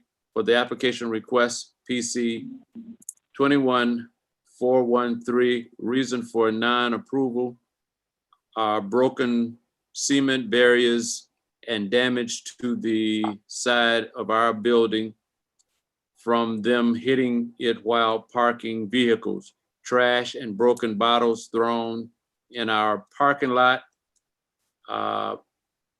playing loud music, lack of parking was the reason for Vera Petrie's decline. Those are the 3 letters that I have. Now opening back up to opposition for those on the line. Anyone wishing to speak in opposition, please unmute at this time. Commissioner Wesley, we Kinsey? received a letter about 5 hours ago from a Betty Smith in opposition. Okay. So I'll read this into record. From Betty Smith, as a nearby property owner, 1 block south of Corona Road, a facility requesting this license, I wish to again express my views concerning this license to be denied again for the following reasons. I am surprised that this is still being considered again since it had already been denied in 2020 and was appealed, and that was denied also. First, this is a residential area in all directions, all side streets, with children and elderly living here. It would lower home values, which are already low, and is a low income area with homeless people and many vacant homes. There is a bar a few blocks east of Corona and another west on Corona. It would increase crime in the area and promote loitering and easy access for underage youth to obtain. Marijuana is very addictive and affects the mind and alters judgment, thinking, and slows reaction time and perception. It affects health with lungs and breathing problems and certainly unsafe while driving. I still can't see how this facility would benefit our neighborhood and area, but only add to our present problems, which we don't need. I would like to see this request for a license to be denied. Thank you, Betty Smith, 3591 Augusta, Flint, Michigan, 48503. I'd like to speak. Please state your name for the record, please. Jackie McDonald. Go ahead, Ms. McDonald. I'm lifelong resident of the 8th Ward of the city of Flint. Grew up in Beecher Road, and I've lived off Miller Road for over 40 years. And I used to ride my bike through Corona Road and Rite Aid and all the stores there. But anyway, a friend brought to my attention that there are even more plans brought by drug dealers to sell even more pot in the city of Flint on Corona Road, east of Ballinger Highway. This has already been plagued by crime, and most other businesses have been pulled out.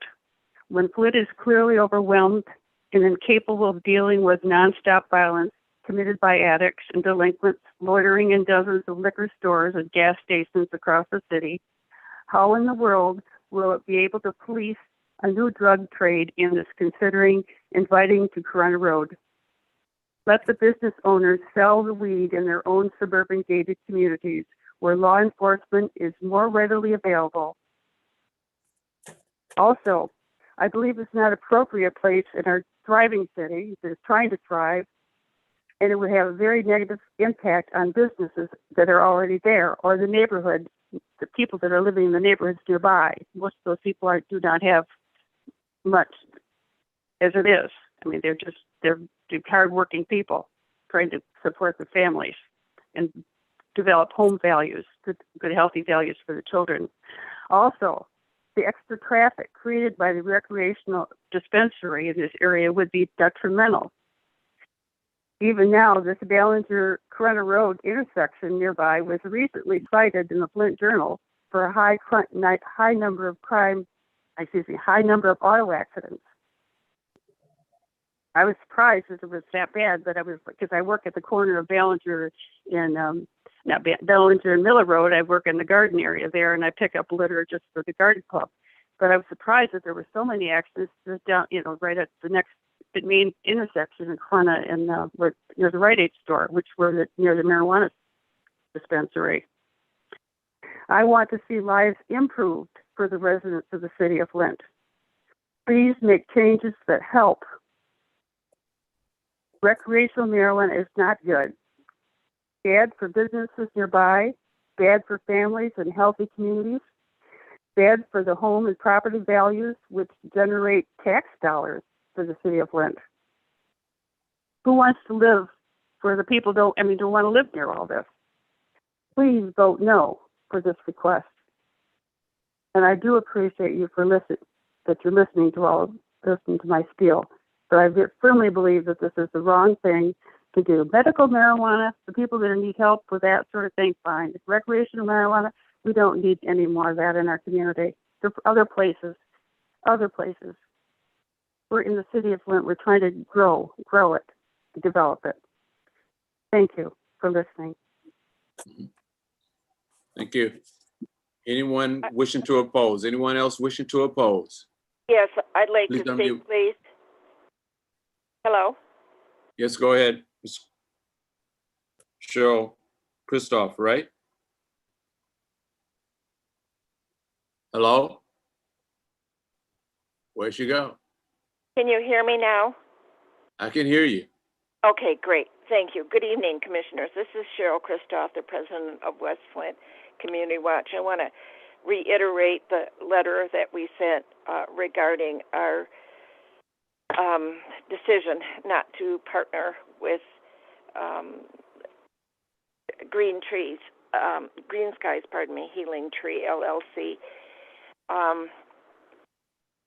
We are a decades-long neighborhood association whose boundaries extend actually far beyond the location of this business. We partner with the Neighborhood Engagement Hub, Land Bank, the Community Foundation, Habitat for Humanity. We were able to work with the city of Flint as well to complete a very costly demolition of a burned out property, including a gas station and cleaners. We also partner with 4 local neighborhood associations and obtain funding from not only the C.S. Mott Foundation, but the Community Foundation of Flint and local business owners on Corona Road. The response from the members of our organization and from businesses, small businesses on Corona Road is this is definitely not the direction that we're going to go in for blight removal and a blight plan. So just wanted to provide a little bit of background in terms of long-standing, widespread commitment, including Flint Neighborhoods United and the city's blight department, 2 of the most helpful organizations we've worked with, to continue our long-standing efforts to eliminate blight, beautify the city, and we only see negatives from a facility that is possibly going to be plagued by more crime, more loud music, more parking issues, and creating, in some ways, its own blight. So thank you for letting me speak. If you have questions, I would answer them. Thank you. Anyone else wish to speak in opposition?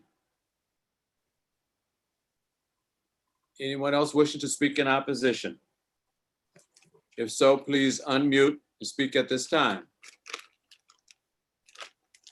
And to unmute, it is *6.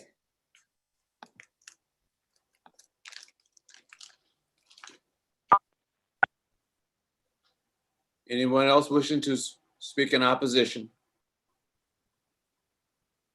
Anyone else wishing to speak in opposition? That portion of the public hearing is now closed. Commissioner Ryan, this is time for deliberations for the commissioners. Commissioners, go ahead.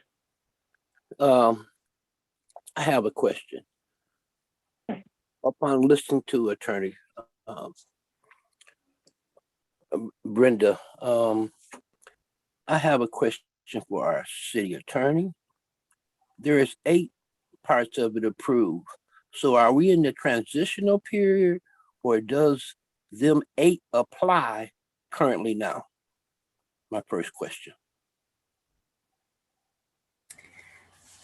From my understanding, Commissioner Ryan, the articles that have been approved are in effect. Thank you very much. Because it was misleading with the word transitional, and I wanted to know, because I know we're going to hear this in the future, because this is public knowledge. So from my understanding, they're intact and the rules still stand, correct? Yes, according to my understanding. Okay, thank you very much. And my other question is, being that everything we do sets a standard, there is quite a lot of community that don't want it. And in a situation like this, I caution my commissioners. We rejected this before. This is going to be a major decision because there's so many people don't want it, but yet there is a contribution that they're doing. But the community won't accept them, so, which seems just my interpretation. I would like to hear some feedback from my commissioners. Commissioner Wesley, this is Kristen Owen. Ms. Owens, you're in the public, right? I am, and unfortunately, some of us aren't familiar with Zoom, and they were trying to speak and they didn't know that they should do a *6. Well, I don't know. Ms. Owens, Yes, we've closed the public hearing, and I think I gave Okay. everyone ample opportunity and even said that, you do *6 and you're done. So at this point, that public hearing is now closed. And I can only suggest to those people who have, who wish to make their thoughts known, can email the planning office or whatever, but that's over. It's now time for deliberation among the commissioners, okay? very good. Thank you. Back to the commissioners. Discussion? This is Commissioner Jordan, and I appreciate the inquiry from Commissioner Ryan, as well as the response from Attorney Gurley. Although the response, I'm trying to think back to, I believe it was perhaps a presentation that Ms. Wilcox had given on the zoning code update. My recollection was that, as it was presented, that although the zoning code was being taken kind of a third at a time, that it wouldn't take effect to the end. So that might be something to look into. I don't know, for our previous minutes. Be that as it may, I take the spirit of the inquiry, that even though the new zoning code hasn't taken effect, I am mindful that the existing zoning code, with the D3 designation, does not allow for recreational use.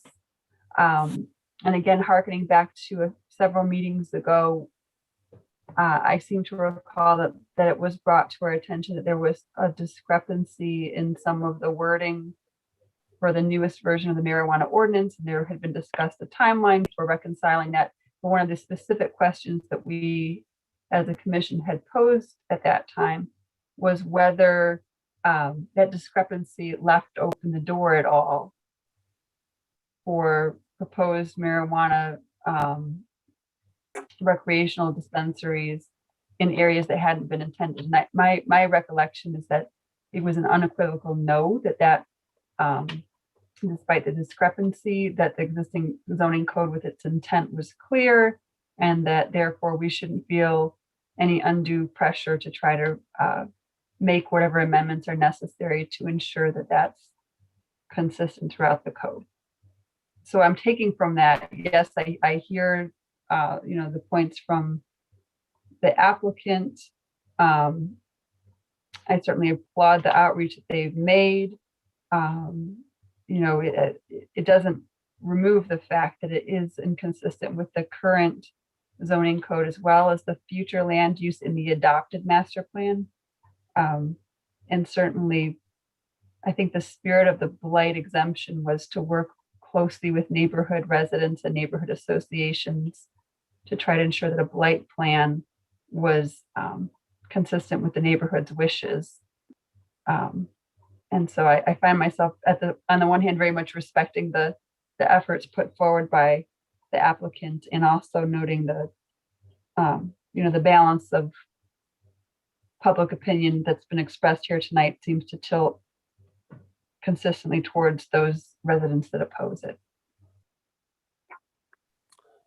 Thank you very much. Any other further discussion? Mr. Chair, this is Commissioner Jewell. Yes, Commissioner Jewell. As you know, from a lot of previous public hearings, one of the things I always focus on is community outreach and involvement in the surrounding neighborhood, residents, et cetera, and so forth. And just a couple of clarifications. Yes, there are a number of businesses in the area. Yes, there is a residential district zone that is abuts within the 300 feet, as we discussed over a year ago, as well as the Zoning Board of Appeals. Yes, there has been a strong effort by the applicant in reaching out to the residents, as well as convening and establishing an event, okay? And they are to be applauded for that. The concern that comes to my mind is to what extent, one, if it's my understanding in the blight elimination plan process and ordinance of involvement with neighborhood groups and association, which verifies, shows, and reaffirms a strong commitment of those that reside in that area, not only the 300 feet, but the 1,000 feet, is a strong, significant item. And based on the information that has been presented to us this evening, that doesn't seem to be the case. The other part is the applicant is to be applauded for making a strong commitment of X amount of dollars or a percentage and so forth. But I'm also of the view that businesses can always contribute to their local communities, and a lot of businesses do that. This is a special regulated use where a special request is being made to operate. And the concern that comes to my mind is someone might say, is the applicant utilizing the blight elimination investment as an opportunity to establish their business? Yes, that business, which is allowable in the city of Flint and in appropriate areas, can be established in a variety of other arenas and so forth.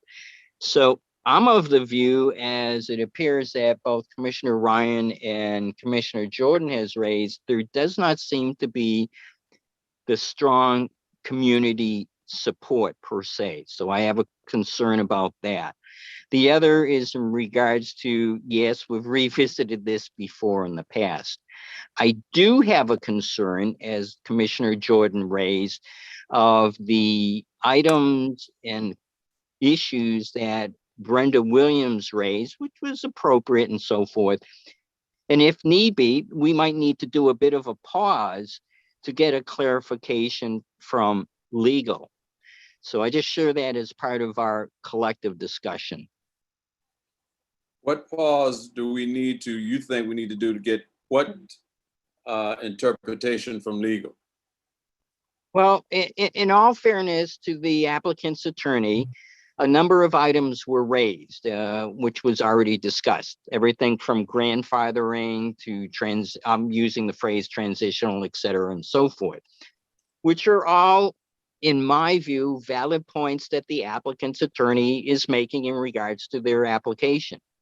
The question that comes to my mind is, does our attorney feel there's a need for us to move forward to make a decision this evening, or to take a pause, since we're at a public hearing and we've done this before in the past, of continuing the public hearing, which is our discussion part, thus providing legal an opportunity to review any particular concerns that may be raised? Or if legal is comfortable with saying, no, these are the parameters that we have now.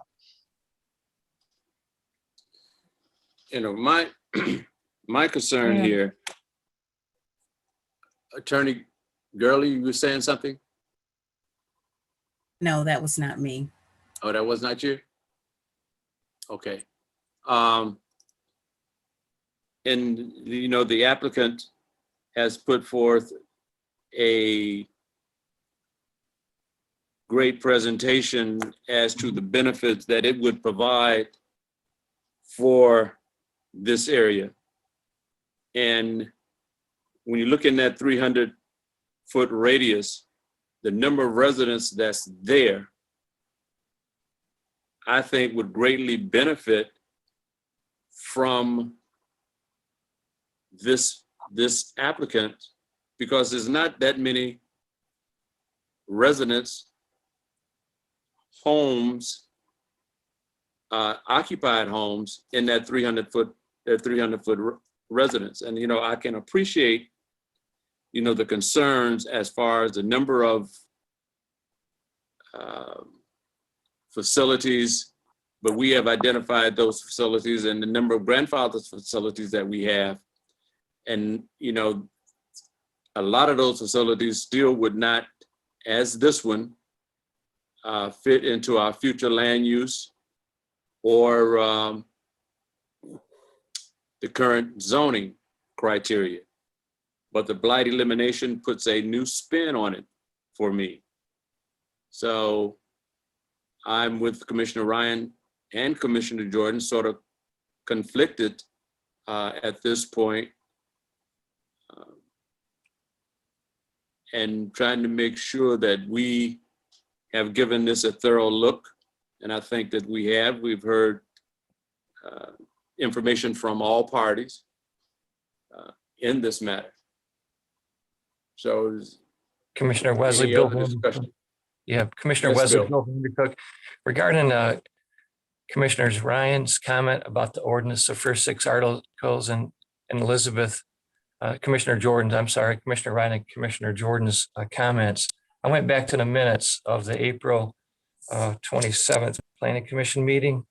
And under reports regarding the ordinance, it states, Ms. Thompson shared that the first 6 articles of the draft zoning code have been approved and adopted by the City Council. To maintain consistency, the ordinances do not take effect until all 18 articles have been approved by City Council. A request has been made to add the next 6 articles to the draft zoning ordinance to City's Council's agenda. And so that's from the minutes from April 27th, 2021. Okay. Any further discussion from the commissioners? Mr. Chair, Yes, Mr. Campbell. Commissioner Campbell. Good. I've been sitting here very quietly listening to everyone, and unfortunately I can see both sides. My problem, because I'm sure one of these days this is coming to my area, and I know it would impact our neighborhood.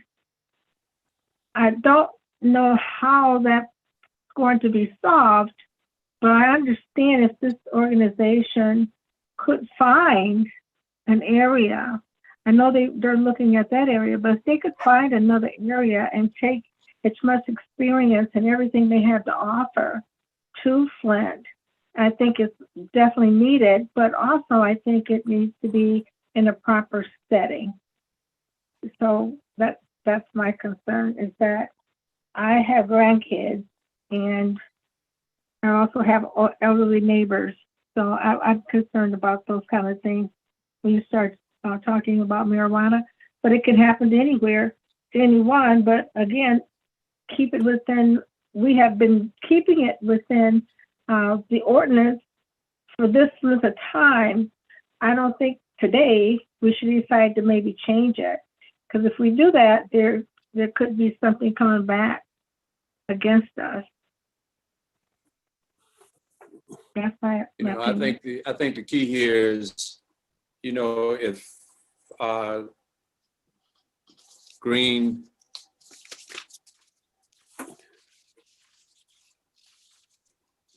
Skies Healing Tree does not, 315, does not fulfill what their commitments they've made in this blight elimination plan, there's a chance that their license will not be renewed and they will be removed. And the key here is enforcement, and I think with our blight coordinator, if she see that they're not fulfilling this blight plan, we have the tools in which to affect their licenses in some way.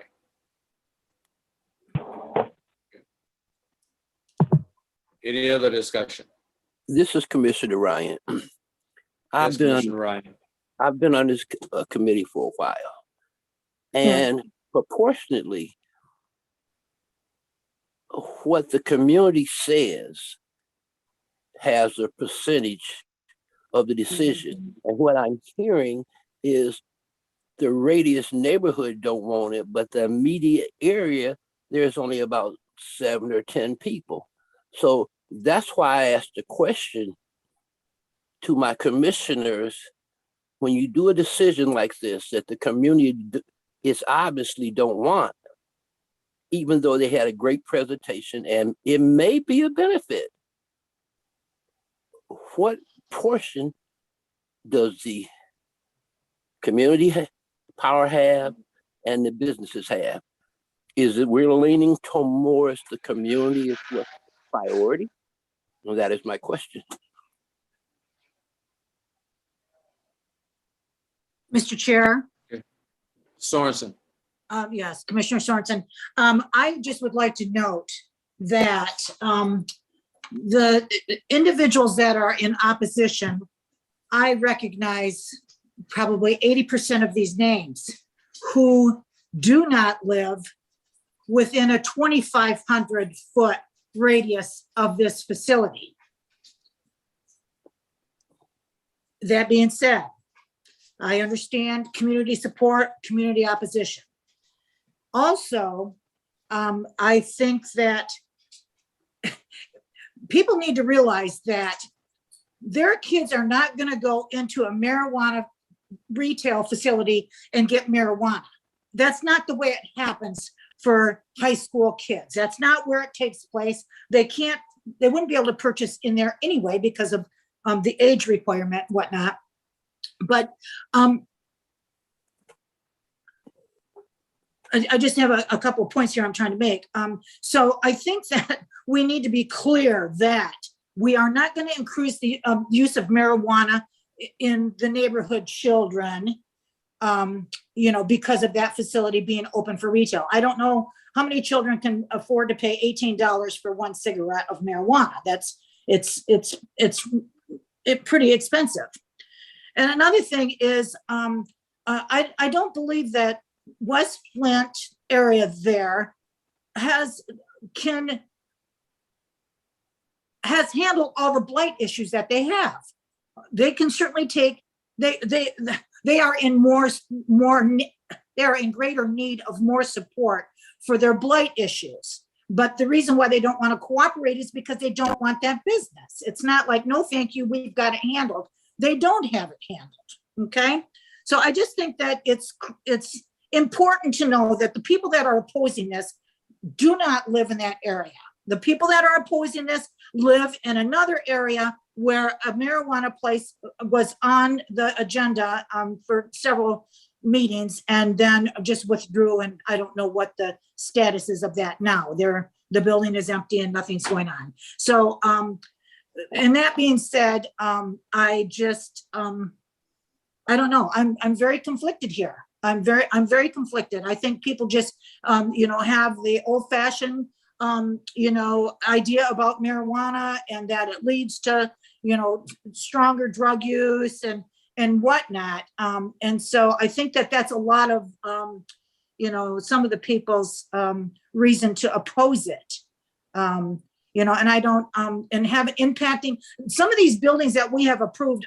This board has approved for marijuana, other facilities, be it, medical marijuana or be it retail or recreational. These buildings are beautiful. They put a lot of money into these facilities. It's not like they're, getting an old 2-story home on Corona Road, like there are several, and trying to open up a marijuana business. There is tons of money put into these facilities. These are definitely, professional run and very regulated businesses.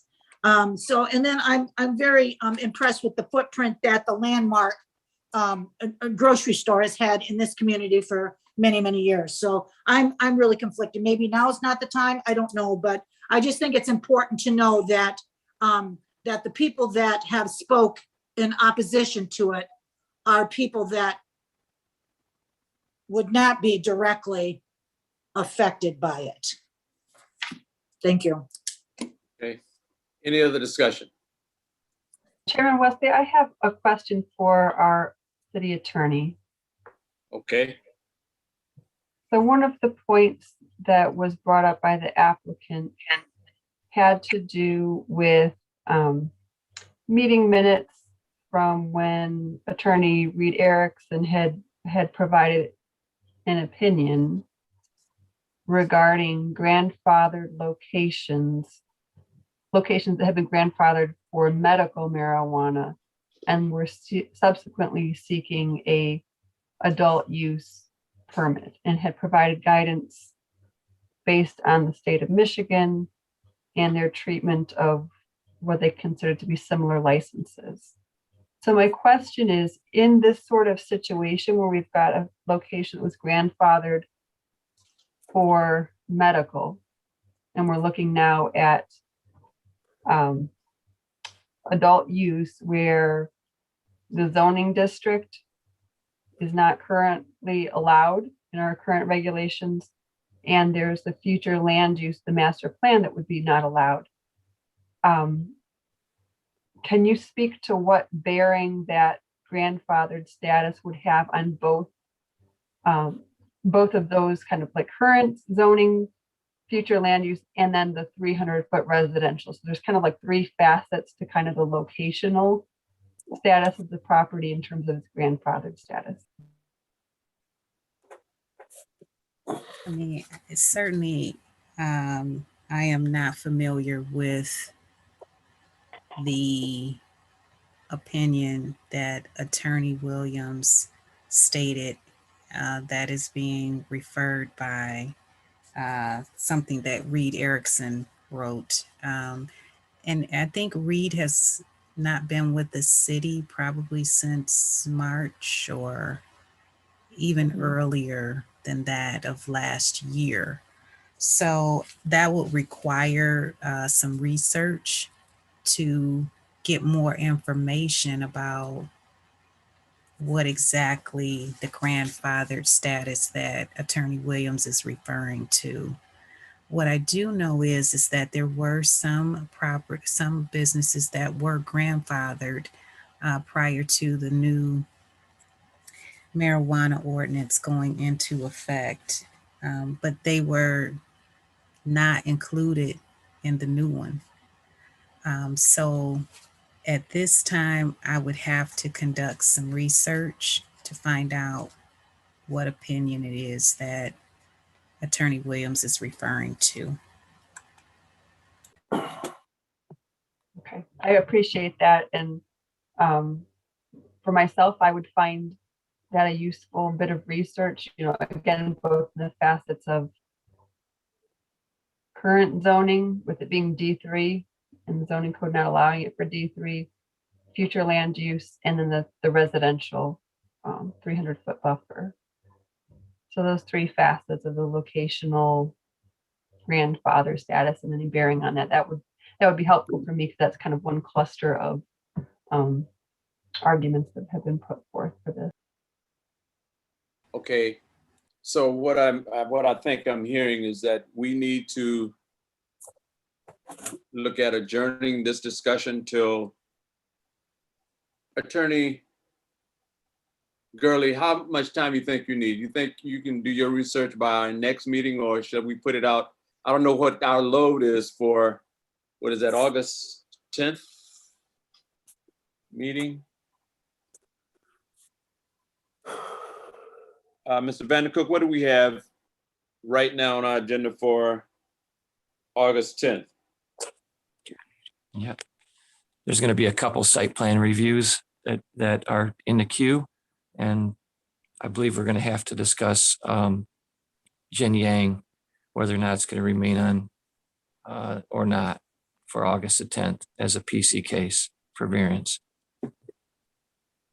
So I believe Jin Yang. So we're going to have maybe one PC case and two site plan reviews? Correct. Okay. So. Yes, I believe August 10th is doable, Commissioner Wesley. You think August 10th is doable? Yes, sir. Okay. So if it seems like a request for more information, so the chair will entertain a motion for a adjournment for the further discussion on PC 21413. If the applicant doesn't have a problem with that. Your Honor, Mr. Commissioner Wesley, don't you start. We have no problem with that. And I also want to make, appreciate Commissioner Sorensen, because one of the notes, and I knew I didn't have the opportunity, but one for the record is that I believe that. Mr. Chair, I think the question you posed to the attorney was Mr. a Jewell, schedule. Mr. Jewell, let me handle it, please. Okay. Thank you. I just want Go to ahead. make a record that on page 3 of 9 of our blight elimination plan, I indicated that the notice of requirement under the statute goes to residents or businesses within that 300 feet. Also, I want to note, because the people who did talk today, Okay. I wanted just for the record, in case it goes beyond this. Okay. That is they so. people That is so on the talked record, before. Miss Yes. Williams. Thank I you know. so much. I know you like to have a whole lot of conversation, but you're off.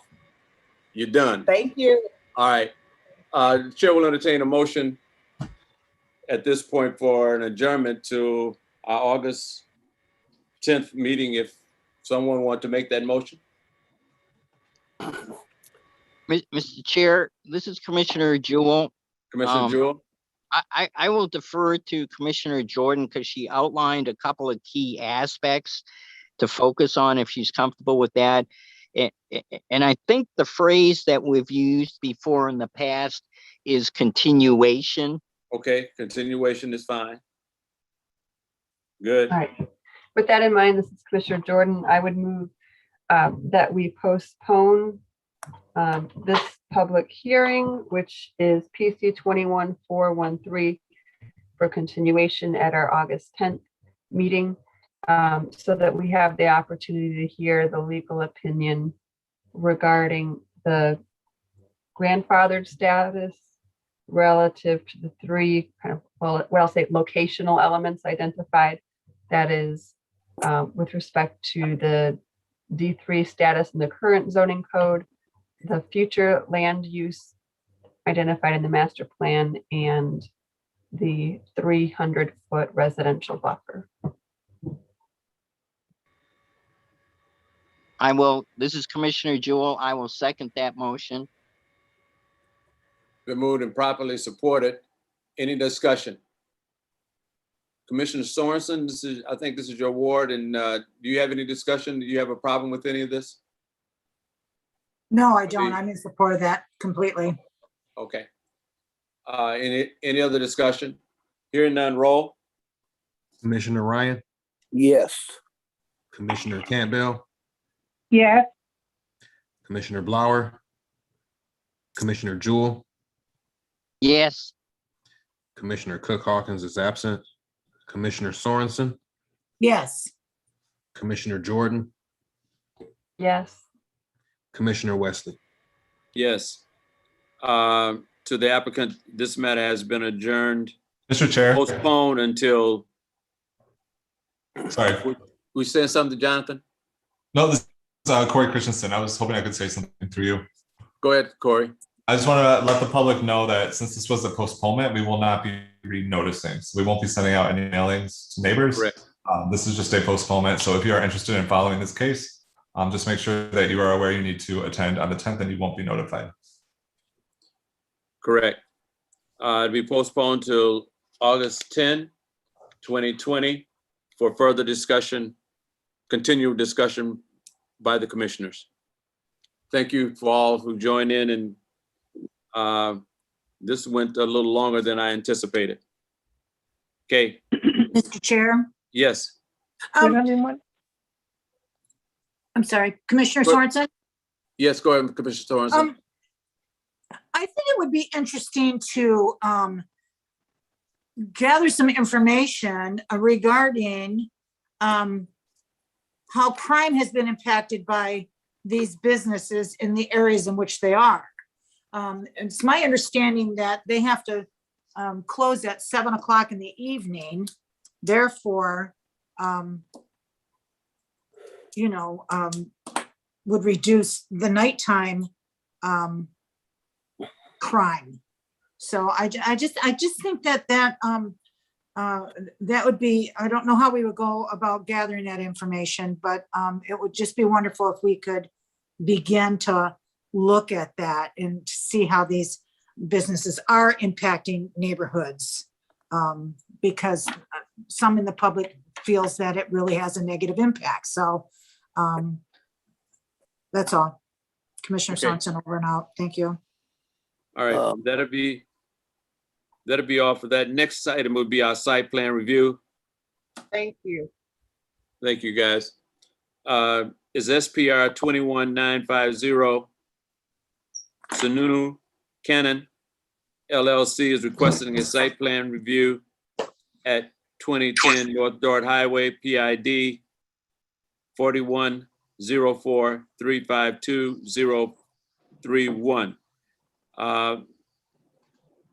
Mr. Vandercook, or is this Corey? That'll be me, Corey. Okay, Corey. Sure. So for this case, this applicant is requesting a Group F growing and processing facility to be placed in an existing industrial facility. They're not proposing any expansion to the existing site, just as is. They want to reconfigure the inside to allow for a Group F growing and processing facility. This location has received several approvals over the years, but the most recent was on November 23rd, 2020. There was an administrative approval for warehousing on this location. And then if you look at the aerial that I sent out in your staff reports, you can see it is completely surrounded by other industrial sites. However, one issue came to our attention today that kind of throws a wrench in things. So Bill found that a Salvation Army is located directly across Bennett Avenue to the north within that 500 feet. And so the question before us is whether or not that Salvation Army is considered a place of worship. So when Casey went through the data and looked at assessments, how they log whether or not a facility is tax exempt for religious purposes, she found that this site was tax exempt, but it was for being a nonprofit, not because they were a place of worship. And then when we looked on the Salvation Army website, they have several facilities throughout this state, 2 of which are in Flint, that they consider themselves to be places of worship, and this is not one of them. However, it is, when we called the facility, they did say that they provide worship there. It looks like, at least when Bill talked to them. So we're a little conflicted and we're not sure whether or not this parcel should be considered a place of worship. So the first question the commission will have to answer is that one. How do you consider it? Moving on from there, in terms of site plan review concerns, we've reviewed the site plans. It's been through 2 reviews essentially, and so we've narrowed it down now to just one outstanding issue, which is number, hold on one second.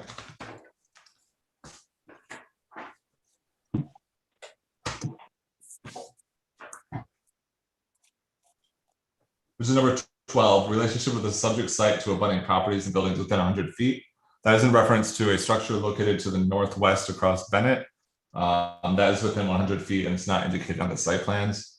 In terms of zoning ordinance compliance, we have no outstanding issues. It seems that it appears to be compliant with all the zoning ordinance requirements. So the questions before the commission tonight are, should you consider the property to the north a place of worship? And that's pretty much it. And then whether or not you want to approve. Are there any questions for me? Questions from the commission to Corey, Chris? This is Commissioner Jordan. I did have a question that pertained to the checklist, which I'm supposing that staff completed, which is why I'm directing it towards staff versus the applicant. Sure. So on the checklist, there were a few things marked no, and so I just wanted to make sure that they weren't subsequently resolved. One was item number 12, the relationship of the subject site to abutting properties. And there's a note about missing information about the structure to the northwest. Correct. So that is still outstanding. We haven't received a revision. And then on the following page, items 26 regarding location and detail of site lighting, there's a no, but then it says located on sheet 1 of 1. So yes, that should be a yes. That should be a yes, okay. Yes. And then for number 27, it says buffer treatment of parking areas. There's a no marked, but then it says not applicable. Yeah, and that's not applicable as well. Those appear to be my mistakes. Okay. And then The other question I had on the checklist was page 3 under the district requirements for the setback. Only one area did it show that there was an ordinance standard, and that was for the minimum 20-foot setback on the front, and the proposed plan marked unclear. So yeah, they did end up providing that, and I don't have the plans in front of me, so I can't tell you that setback, but it is compliant with the 20 feet. Okay. Those are my questions. Thank you. Okay. That being said, is the applicant present? Yep, I'm here, Mr. Commissioner. Okay. Just tell us about the site plan. I guess your first question that you have to answer, if you can, Salvation Army, is it considered I think it's considered a religious institution. So what's your take on this? So my take on it, because this actually just came to my attention today too, that it was, and so I reached out and called the Salvation Army as well, and I talked to them. And so they do hold services there, but the services are they're not held to the public.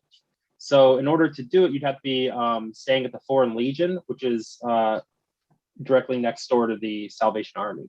So, and then I've also, because I did reach out to my counsel to ask them, kind of, has this come up anywhere else? And it's come up in Warren and it's come up in Detroit before. And I know that those are separate cities, separate issues. But in both places, the city did eventually deem that they were, although they were a religious institution, they were not a place of worship. Because they're owned by, obviously, Salvation Army is a, I believe it's Catholic or Christian in some sort by nature. But that being said, they're not actually, the services that they have there are for the residents of that building. So if I, as an outside person, wanted to go in, I wouldn't be allowed to go in. Okay, because I think Salvation Army is downtown Flint, and that's a religious institution. And the Salvation Army on Dort Highway is a residential treatment facility, and they provide religious services. But I understand you said that an outside person can't go in and take part in their services. Is that what you're saying? Correct. Commissioner Wesley? Yeah. This is Commissioner Jewell.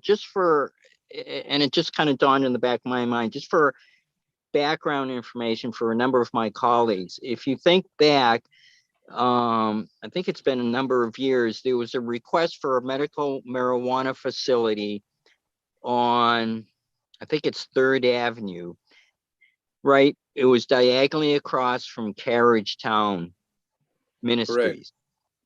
Correct. And which is they're listed as a non-for-profit. They're also a residential facilities. They do outreach, et cetera, and so forth. And we did some additional research, and yes, it is a house of worship also, the Carriage Town Ministries, in which they held services within that facility. And our decision at that time was based on the locational closeness and proximity of a residential facility, even though staff at the time did an outstanding job. And Curry, I don't know if you were with us at that time, of double checking on the records that it wasn't, but actually we went online, and Commissioner Jordan might remember this, and we actually found that they were established, and that particular facility was also considered a house of worship.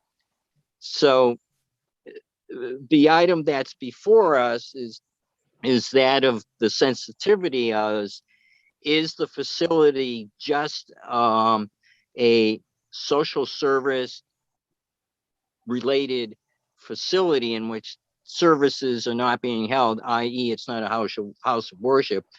But if it is a house of worship in which is not open to the public, but people still worship there, and if the folks that are worshiping there, are they the ones from the residential program, therefore logic would only dictate that it is a house of worship.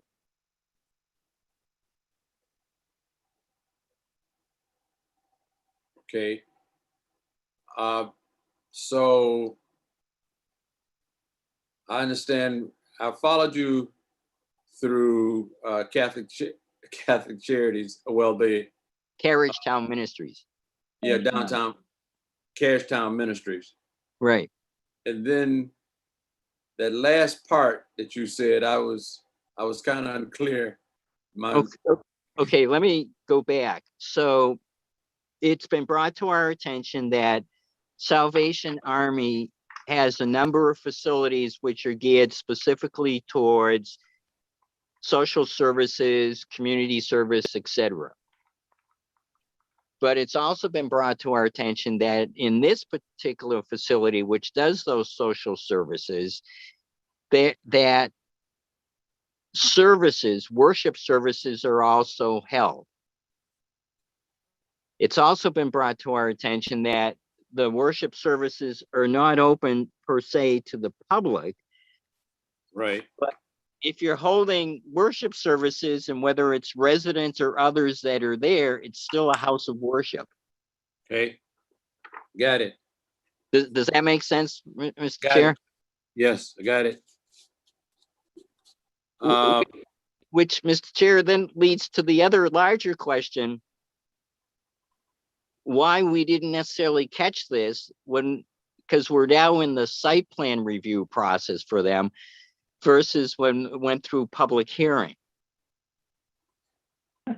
I think the way it was explained to me, it did not show up. Okay. On our on the maps as a religious house of worship. And that's I guess a fault of the mapping system and knowledge of the type of facility that it is. So I don't know, but how do we move forward with this? Because if we identified it as a Christian facility with worship services, then I don't know, we go forward with a site plan. We can't go forward with a site plan.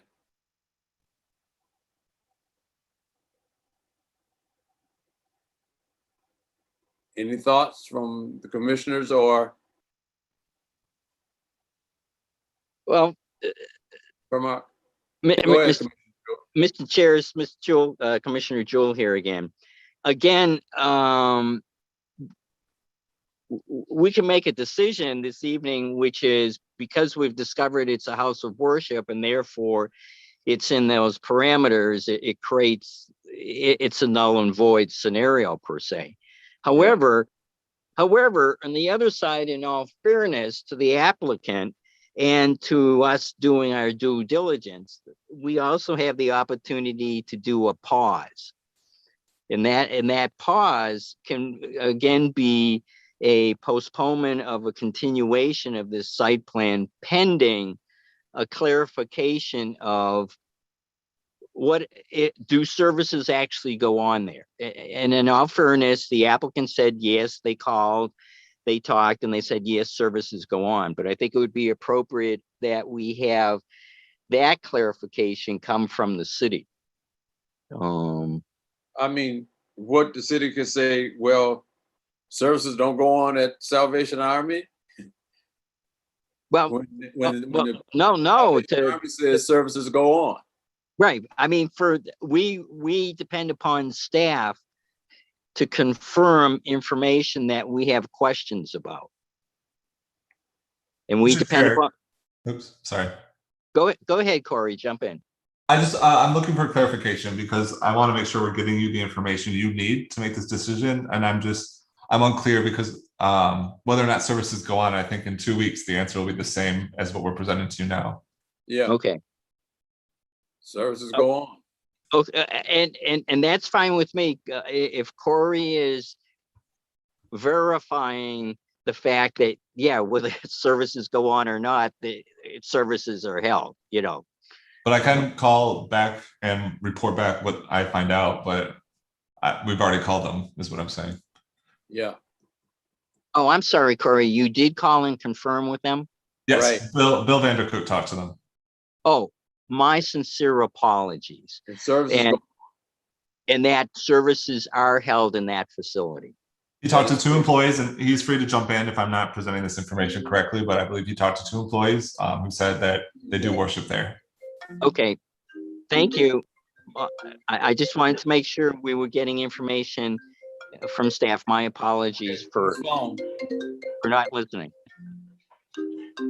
So this is Commissioner Jordan, and just kind of on that same effort of verifying what I thought I heard initially. So I understand that staff has already reached out to them, and you said, yes, they have some services held there, but I think you also were sharing something about whether they self-designated it as a house of worship as opposed to something else. Can you? Yes. So then when we remind me of that? Sorry. Yeah. So this was Casey's work. She looked on their website and she discovered they have a map and a list of the facilities, their Salvation Army facilities, in which they themselves consider a place of worship where they conduct Sunday services, it sounds like. And there are 2 locations in Flint, but neither are this facility. And then also to corroborate that, when we checked on with assessments, it doesn't look like they considered a church either.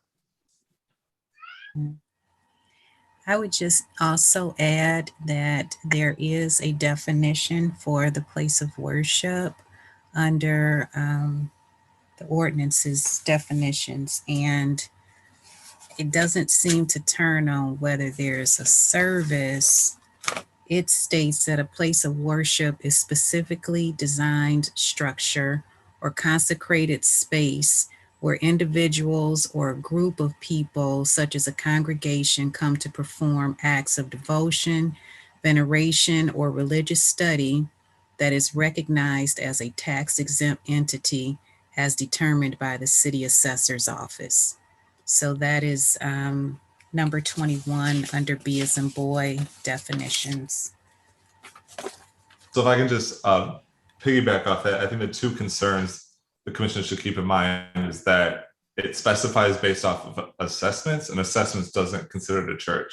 However, on the other hand, it specified a place of worship could be a place where people come together to study. And we do know for a fact that this facility conducts Bible study. Yeah. I have a question. I'm Grant Jeffries. I'm the architect for Edward, who is the owner of Slanukana. Ed, when you talk to them, are the services only open to residents of the facility or the neighboring facility? Yeah, it's only open to residents of the facility. So people, I guess, are congregating there because it's a structure designed for worship. They're there because they are residents and they're just performing worship services. I mean, I guess my hypothetical I would pose is if I hold a worship service in a private residence, does that residence become a place of worship under that definition? I would argue that it doesn't. Well, you know, their houses, their churches and worship services in residence, and they call them churches. You know, this facility, as part of their programming, conduct worship services, and that's probably well known that they do that. Yeah, Mr. Chair, this is Commissioner Jewell again. I'll go back to Carriage Town Ministries. Again, the same kind of scenario where they are a residential facility.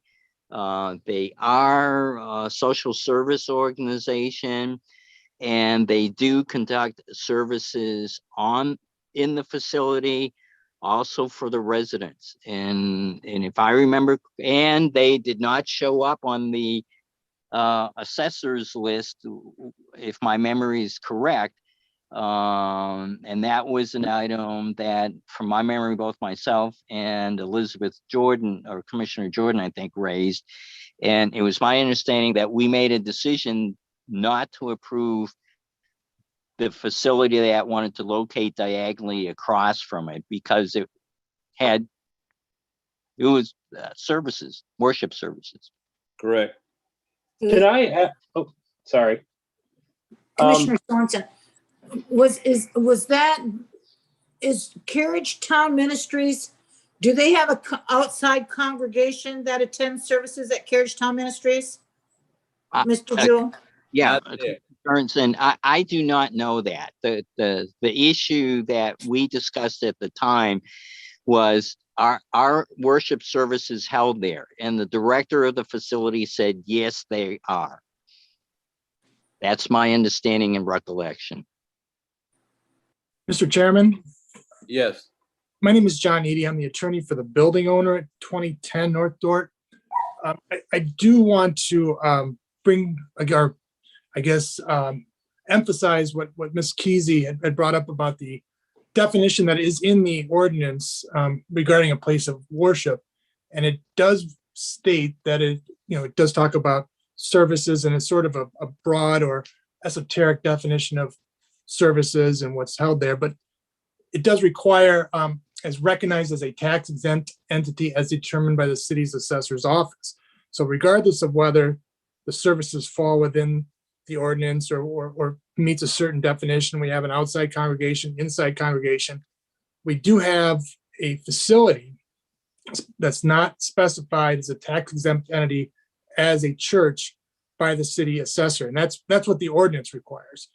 And that's why it wasn't probably picked up in the first place. And speaking on behalf of the building owner and Mr. Collins also, I mean, this is a pretty substantial mistake. We've come pretty far down this road. Not only has Mr. Collins been working on this for at least 6 months, if not longer, the building owner, my client, has been working on this for 2 years and has requested that it be moved into the green zone. It's been looked at for site plan for the facility itself. I mean, these issues have come before this commission, have come before the planning department, come before the assessor over and over again. And we've relied on, this was not, this is in the green zone. This is what we can do. This is permitted in this area. So I think it needs a close scrutiny if the planning commission is not going to approve this because of this new designation that's really, like I said, I don't believe it actually fits the designation of place of worship because it's not specifically stated as such by the city's assessor's office. This is Commissioner Jordan, and I appreciate your comments, Mr. Eady.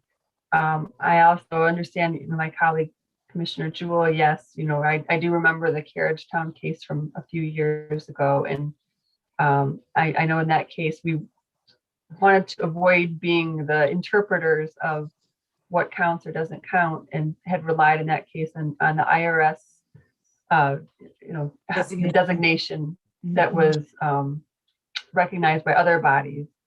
And I am noting that the applicable ordinance at this point in time is the one that was just enacted this past February.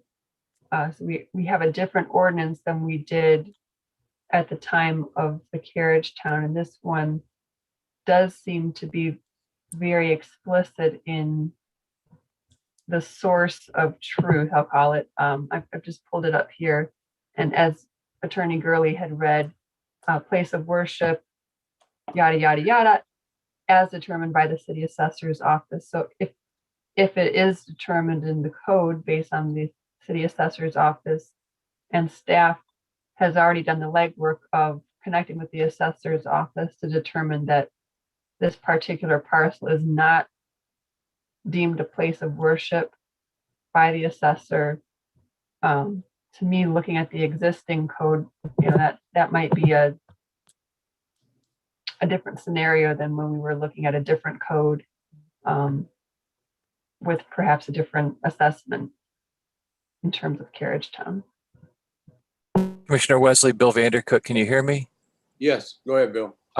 There's some conflicting information coming in. I did call the assessor's office, and I understand in the assessment some are designated as a church, but I did talk to assessor today, Tracy, and she informed me that a nonprofit could still be called a church. So this is designated a nonprofit. It could still be a church, a place of worship. It could just be an oversight in the assessment division by not classifying it as a church. So I just like to make that clear. Furthermore, the applicant was requested to give me finalized site plans at the beginning of last week. We only today received a site plan that was updated with this building of the Salvation Army being involved in this, and it has been requested, in a site plan review. So I just want to make that clear that just came to staff's knowledge today about this being the Salvation Army.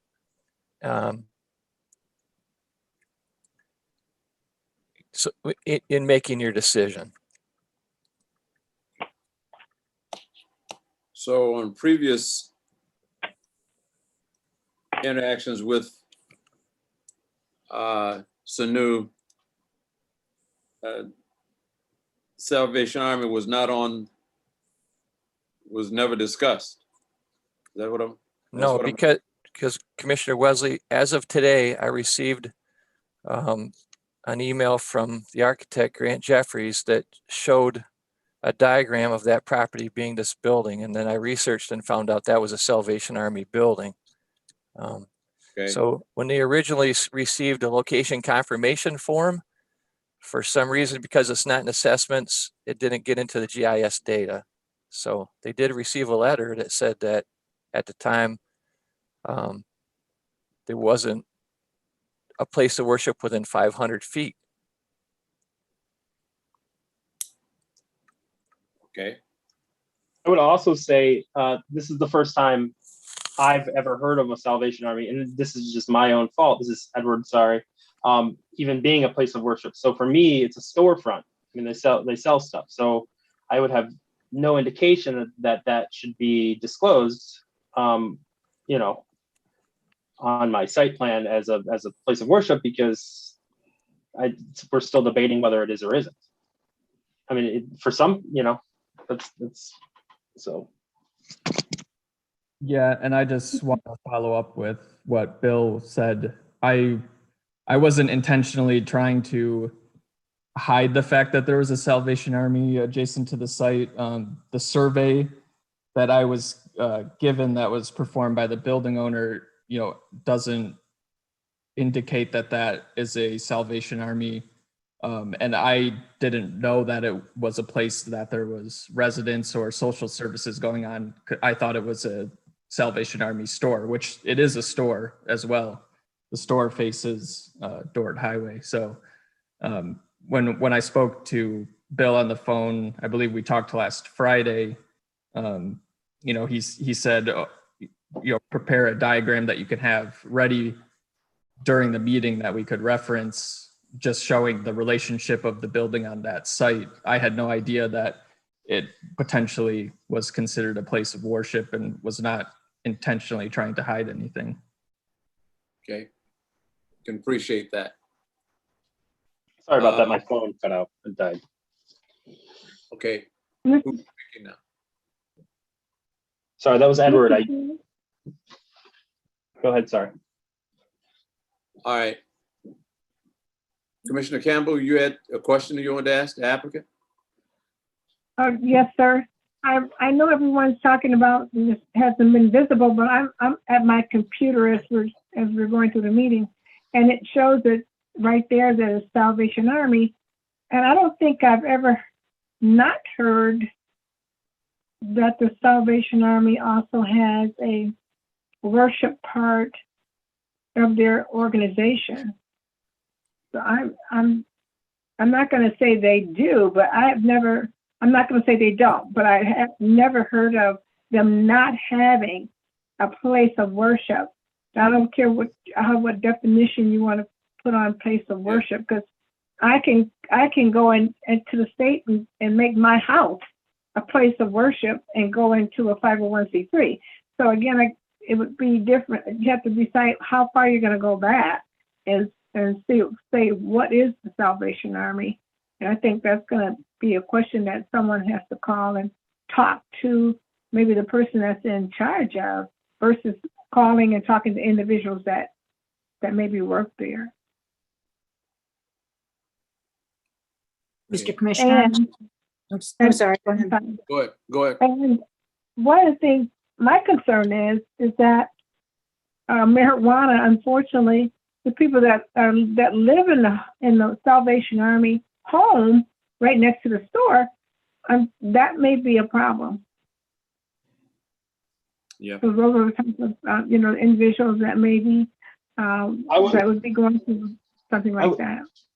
I would say, sorry, this is Edward. I would say, I mean, we're an unmarked cannabis cultivation facility, so there's not even markings of any. During the last meeting, we don't plan on having any signs besides this commission and the licensing. No one would know what was going on in this facility. We're already required to keep the smell out for a nuisance. We're also on the far end of the facility, door to door. You're talking 1,200 feet.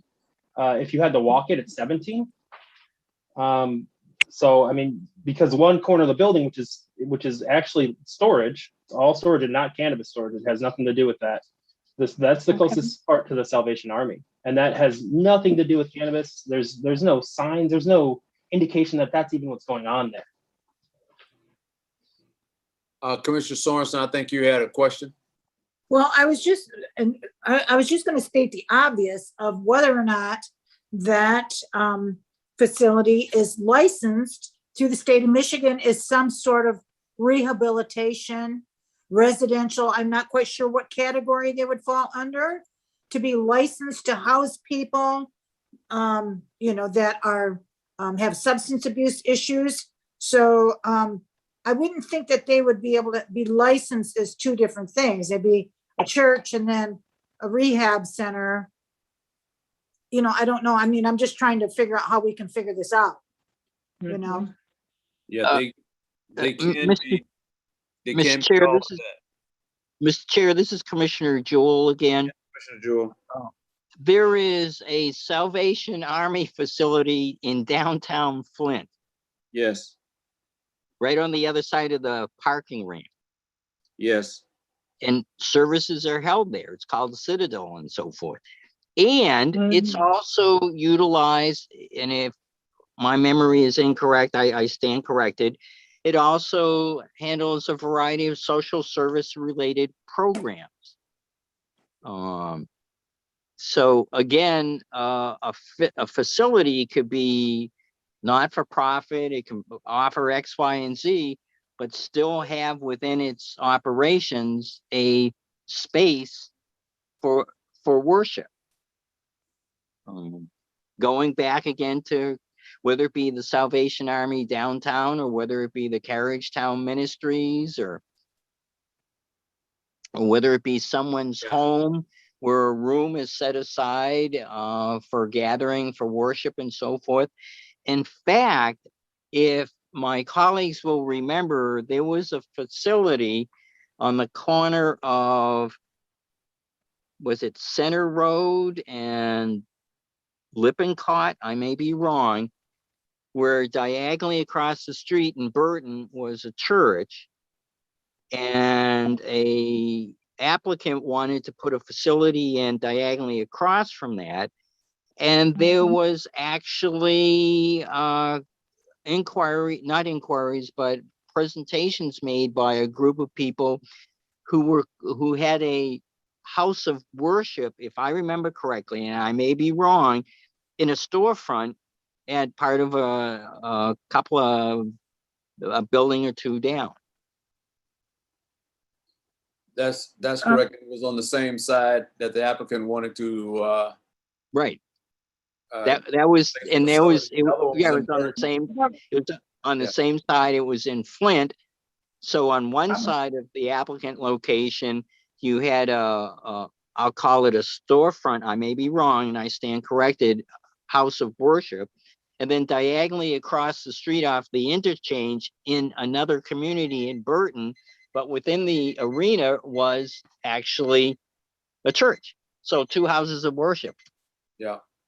Okay. Mr. Chair, that particular, to Commissioner Jewell, I think that that also, we denied that because of the church at Burton, and because we were together in, I guess, as a group of commissioners, we decided no, because that church would, that church would still interfere with the church across the street, or the larger church, I should say.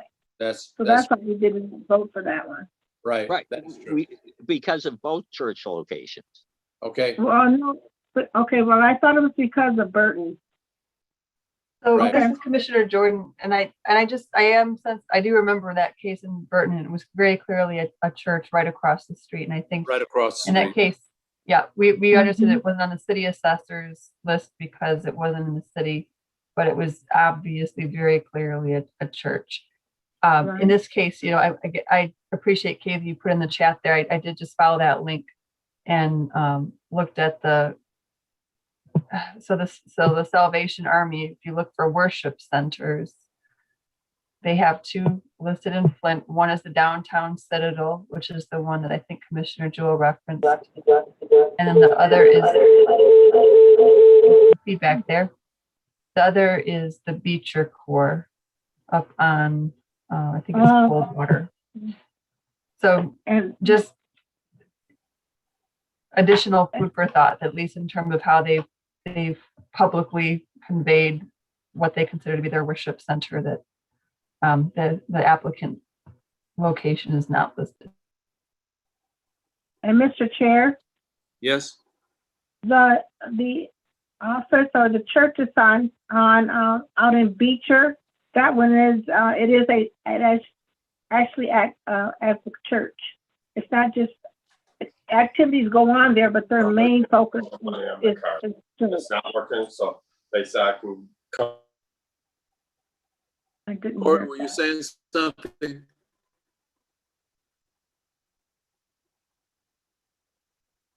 Did you Mr. understand me? Christensen? Yes, I understood you. Okay, thank you. I thought Corey was saying something. I didn't understand what he was saying. I Oh, didn't that pick wasn't it me. up. I was going to say Corey? Michigan. Can you hear me? Okay, I got you now, but it was not clear if you were saying something before. I did have one thing to add. I Okay. think since the definition that our city attorney shared with us really clearly hinges whether or not it's a place of worship on the assessor's decision. And as Bill indicated, sometimes the assessor marks in the system that it's a nonprofit when it's actually a church. So I think maybe to help the commission, we could go back and have a more thorough discussion with assessments to get their firm answer, yes or no, because we just identified this issue today, so they haven't investigated this parcel specifically. So that's one piece of information. If you postpone, we could bring back next time. Okay. What is the desire of the commission? Because I think we can labor this from here on out, but we still need to get some type of confirmation from the assessor's office on this.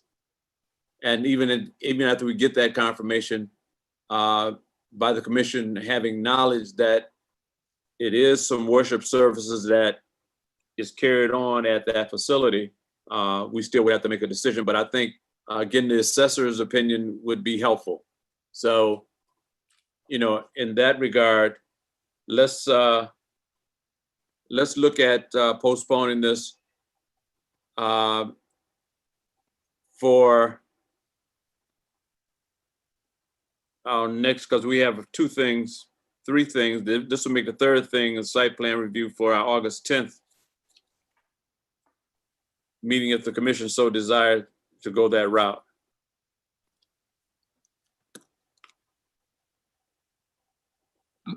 Since I can't make a motion, guys, Mr. Chair, Commissioner Jewell here. yes, Commissioner Jewell.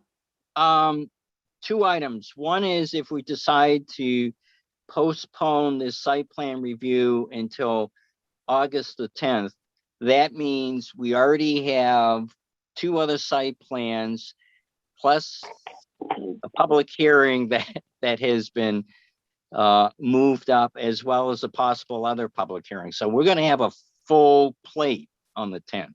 We have 3 site plan reviews. We should be able to take care of those in no time.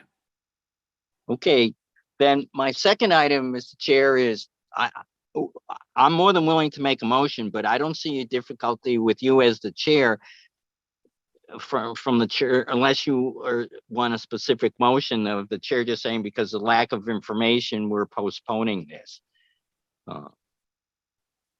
I could do that.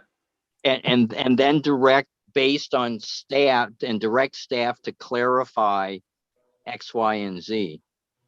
They clarify with the assessor. Right. The status of the Dort Highway Salvation Army facility. Right. And my only reason suggesting, Mr. Chair, that you take that request is because it's not a public hearing.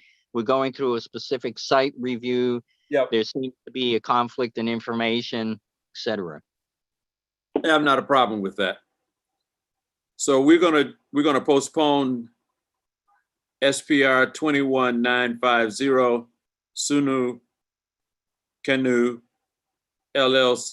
LLC requesting a site plan review at 2010 North Dort Highway until our August 10 meeting for clarification from the assessor's office regarding the status of the Dort Highway Salvation Army. Mr. Chair, could we also just add to that? It sounded like there was item number 12 from the checklist that needed to be addressed as well. Item number 12 on the checklist, where it says relationship of the subject site to abutting properties. Correct. Thank you. Okay. Oh. As well as item 12 on the checklist. Corey and Mr. Vandercook, is that clear for you? Yes, thank you very much. Okay.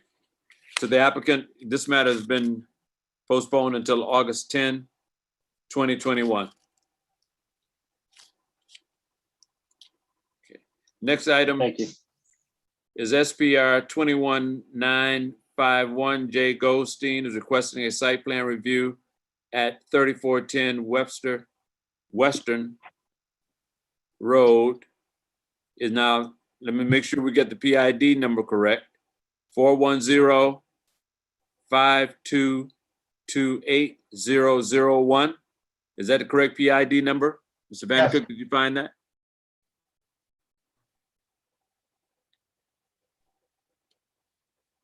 Yes, that is correct. Okay, so Corey, you want to give the staff report on this site plan? Sure. So this is a scrap facility. It's located in Ward 4, and the applicant is requesting a pole barn to be built in the rear of the property for storage use.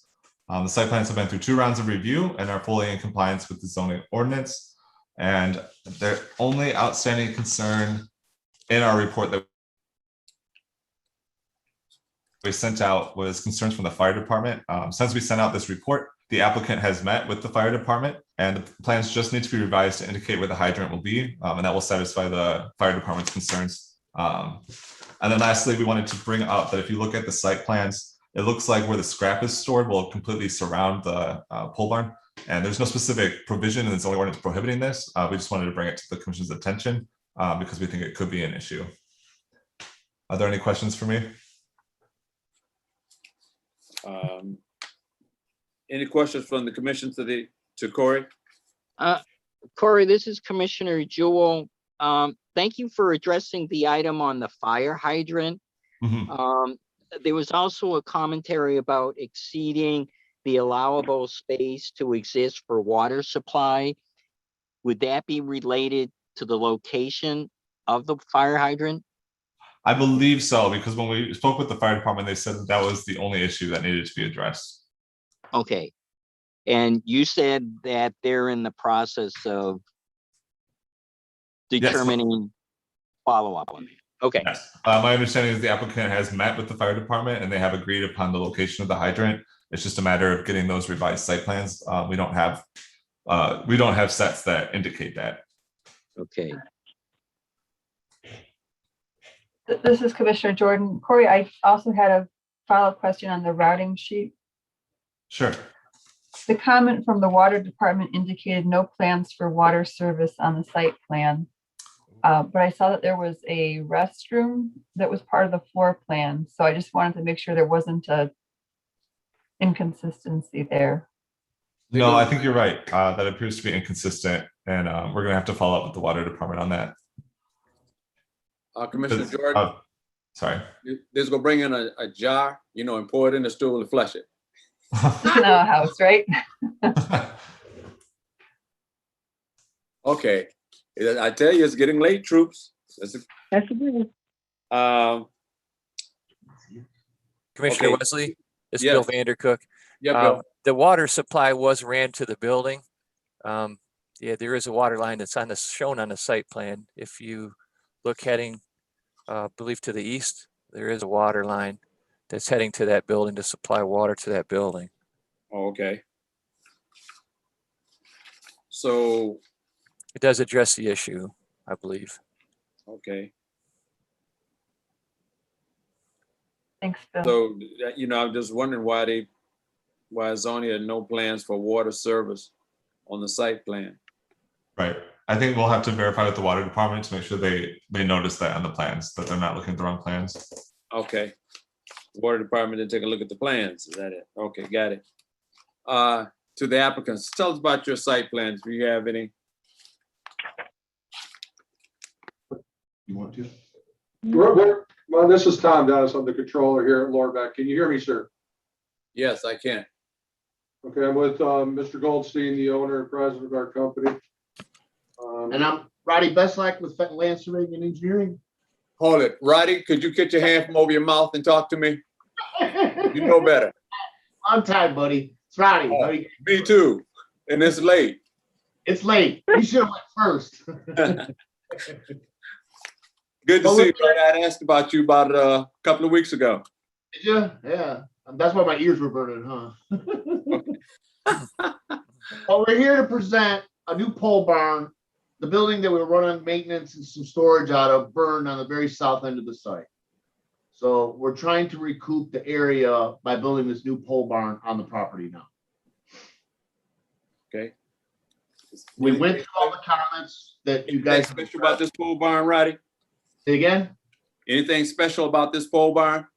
Basically, it's going to be used for maintenance and some storage to maintain the equipment that we got running around here. They got excavators, they got front loaders, they've got semis to kind of do some light maintenance on them, wash them, and kind of the part of it's going to be used for additional storage.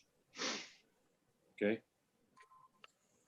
And then they had a question as far as the scrap being close to the building. I guess my bad. The second sheet, we did show removal of it, but we're going to actually have basically a clear space from the building to the nearest scrap pile, be like 60 feet around that whole building.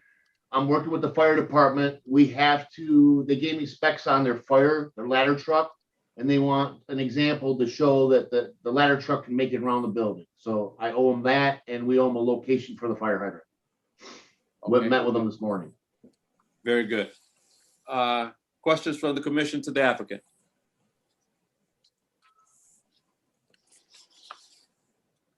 It appears to be straightforward. Any questions from the commissioners? Commissioner Sorensen here. I'm just wondering what they're paying for a ton of scrap metal. About $160. How much? $160. Okay. That's fair. Thank you. You might see my son out there. All right. All right. What is the desire of the commission?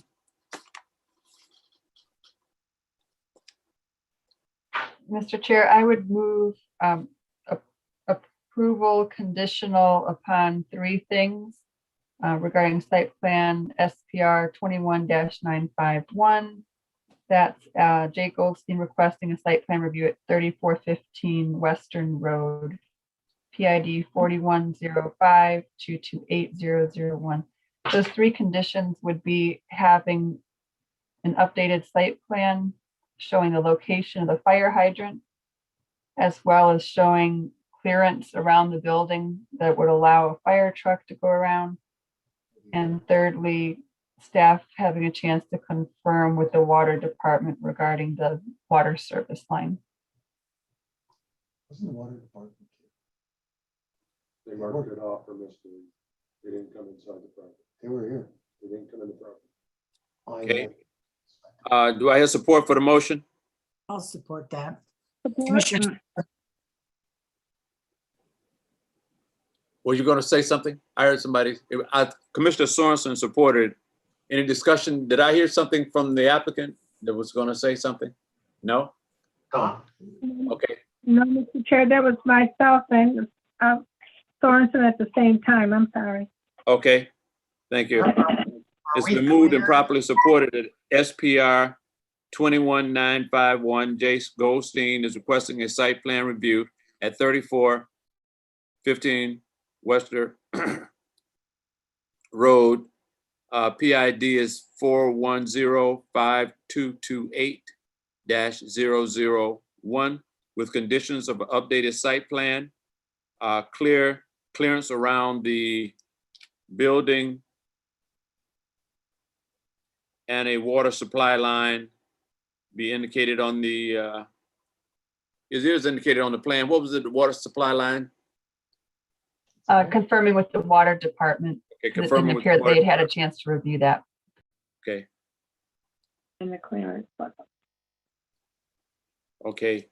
To the applicant, is that clear for you, those three things? Yes, yes, not a problem. I don't want this to come up on my case reviews months from now and it hasn't been done, Roddy. I'm holding you responsible. Okay, can I have roll for approval? Commissioner Conditional. Ryan.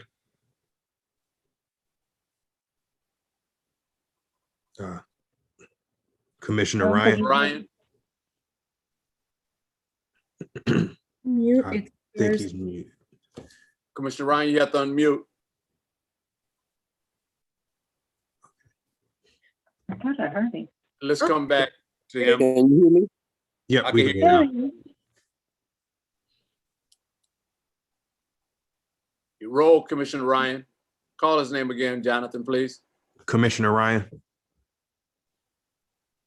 I think Commissioner Ryan clicks. Oh, there it is. Can you hear me? Yep. Yes. Now, I was muted. I don't know how. So, guess you had me muted from there. Yes. Okay. Commissioner Campbell. yes, Commissioner Blower. Commissioner Jewell. Yes. Commissioner Cook Hawkins is absent. Commissioner Sorensen. Yes. Commissioner Jordan. Yes. Commissioner Wesley. Yes. Site plan has been approved conditionally. And we will get your final approval on that when you get those three things in the very near future, Rowdy. Very near future. Where do we bring them down to? The planning and zoning? Planning and zoning. Okay, fair enough. And they're gonna call me when you get there. And I'm gonna meet you there. That's fine with me. Okay, thank you, guys. Thank you very much. I appreciate it. Have a good evening. You too now. you're welcome. And a long one. Commissioner Wesley, Yes. may I state that according to the bylaws, that if the meeting goes after 8:30 p.m., that you, I think, are supposed to make a statement to that effect. Really? Yes, I don't have a copy of the bylaws with me. So my statement is that we are gonna go for about another 15 minutes. Yes, sir. Okay. That should be appropriate. Because for these case reviews, I think they should be very short. Okay, so if you guys could bear with me for 15 minutes, and I think we can get through this. Okay, let's do with SPR 20914. Sylvester Broom Empowerment Village is requesting a site plan review at 4119 North Saginaw Street. Mr. Vandercook.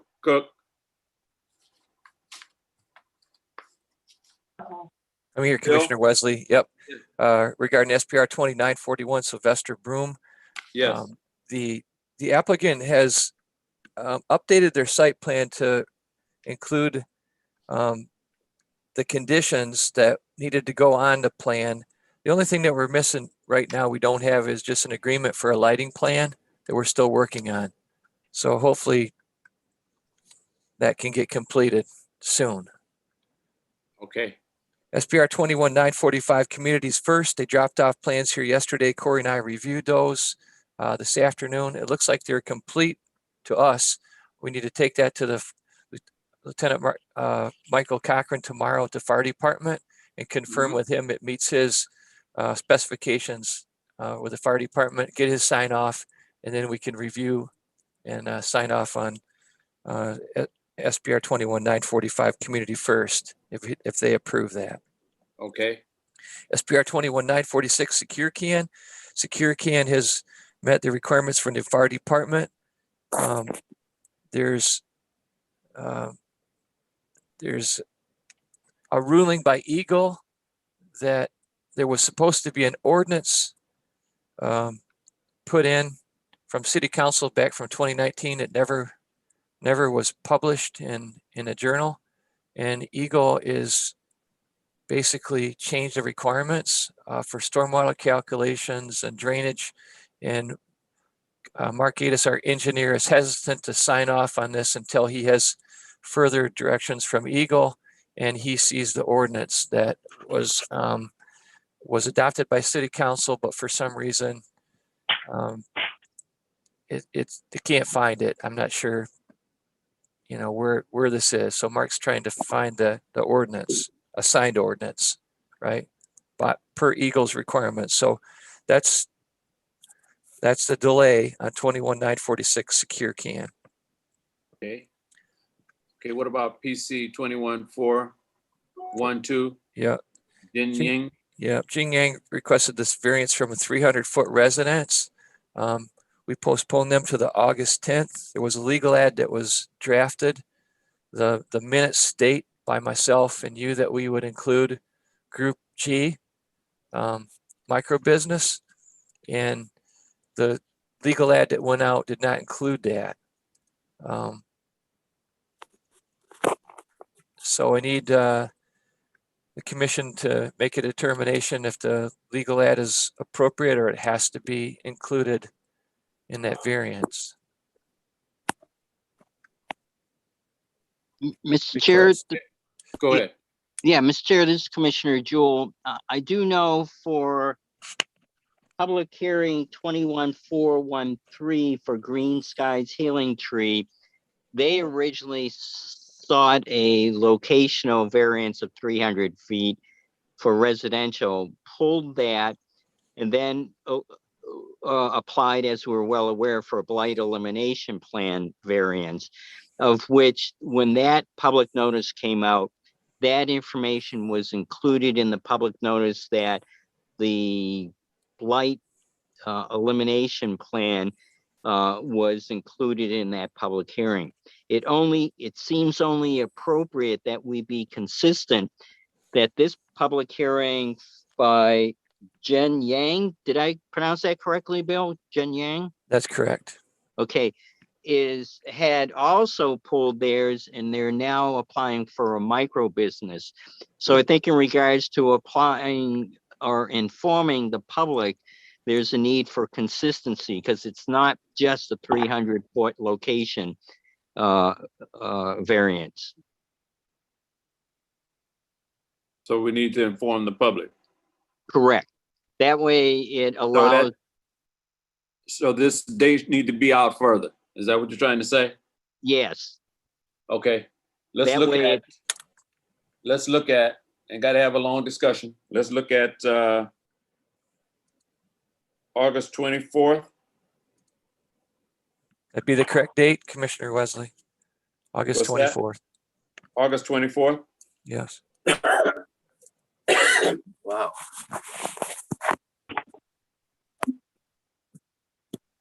For Jean Yang.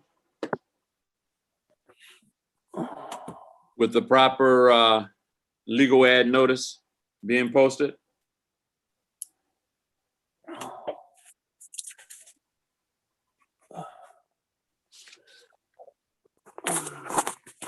Okay. Is that August 24th date, Bill? Is that That's the correct date, Commissioner Wesley. on the yes? calendar. Okay. Yep. Let's move it to that date. We'll make sure that that is taken care of. Okay, very good. For reports, these reports, I think we can move to because everything all the way down to City of Flint Council public hearing.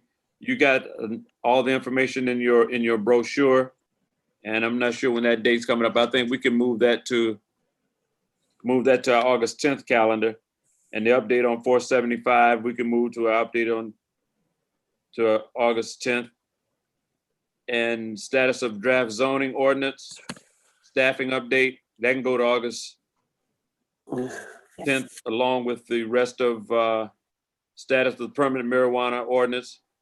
You have no problem with that, do you, Attorney Gurley? I Move to do not, August 10th? sir. Okay.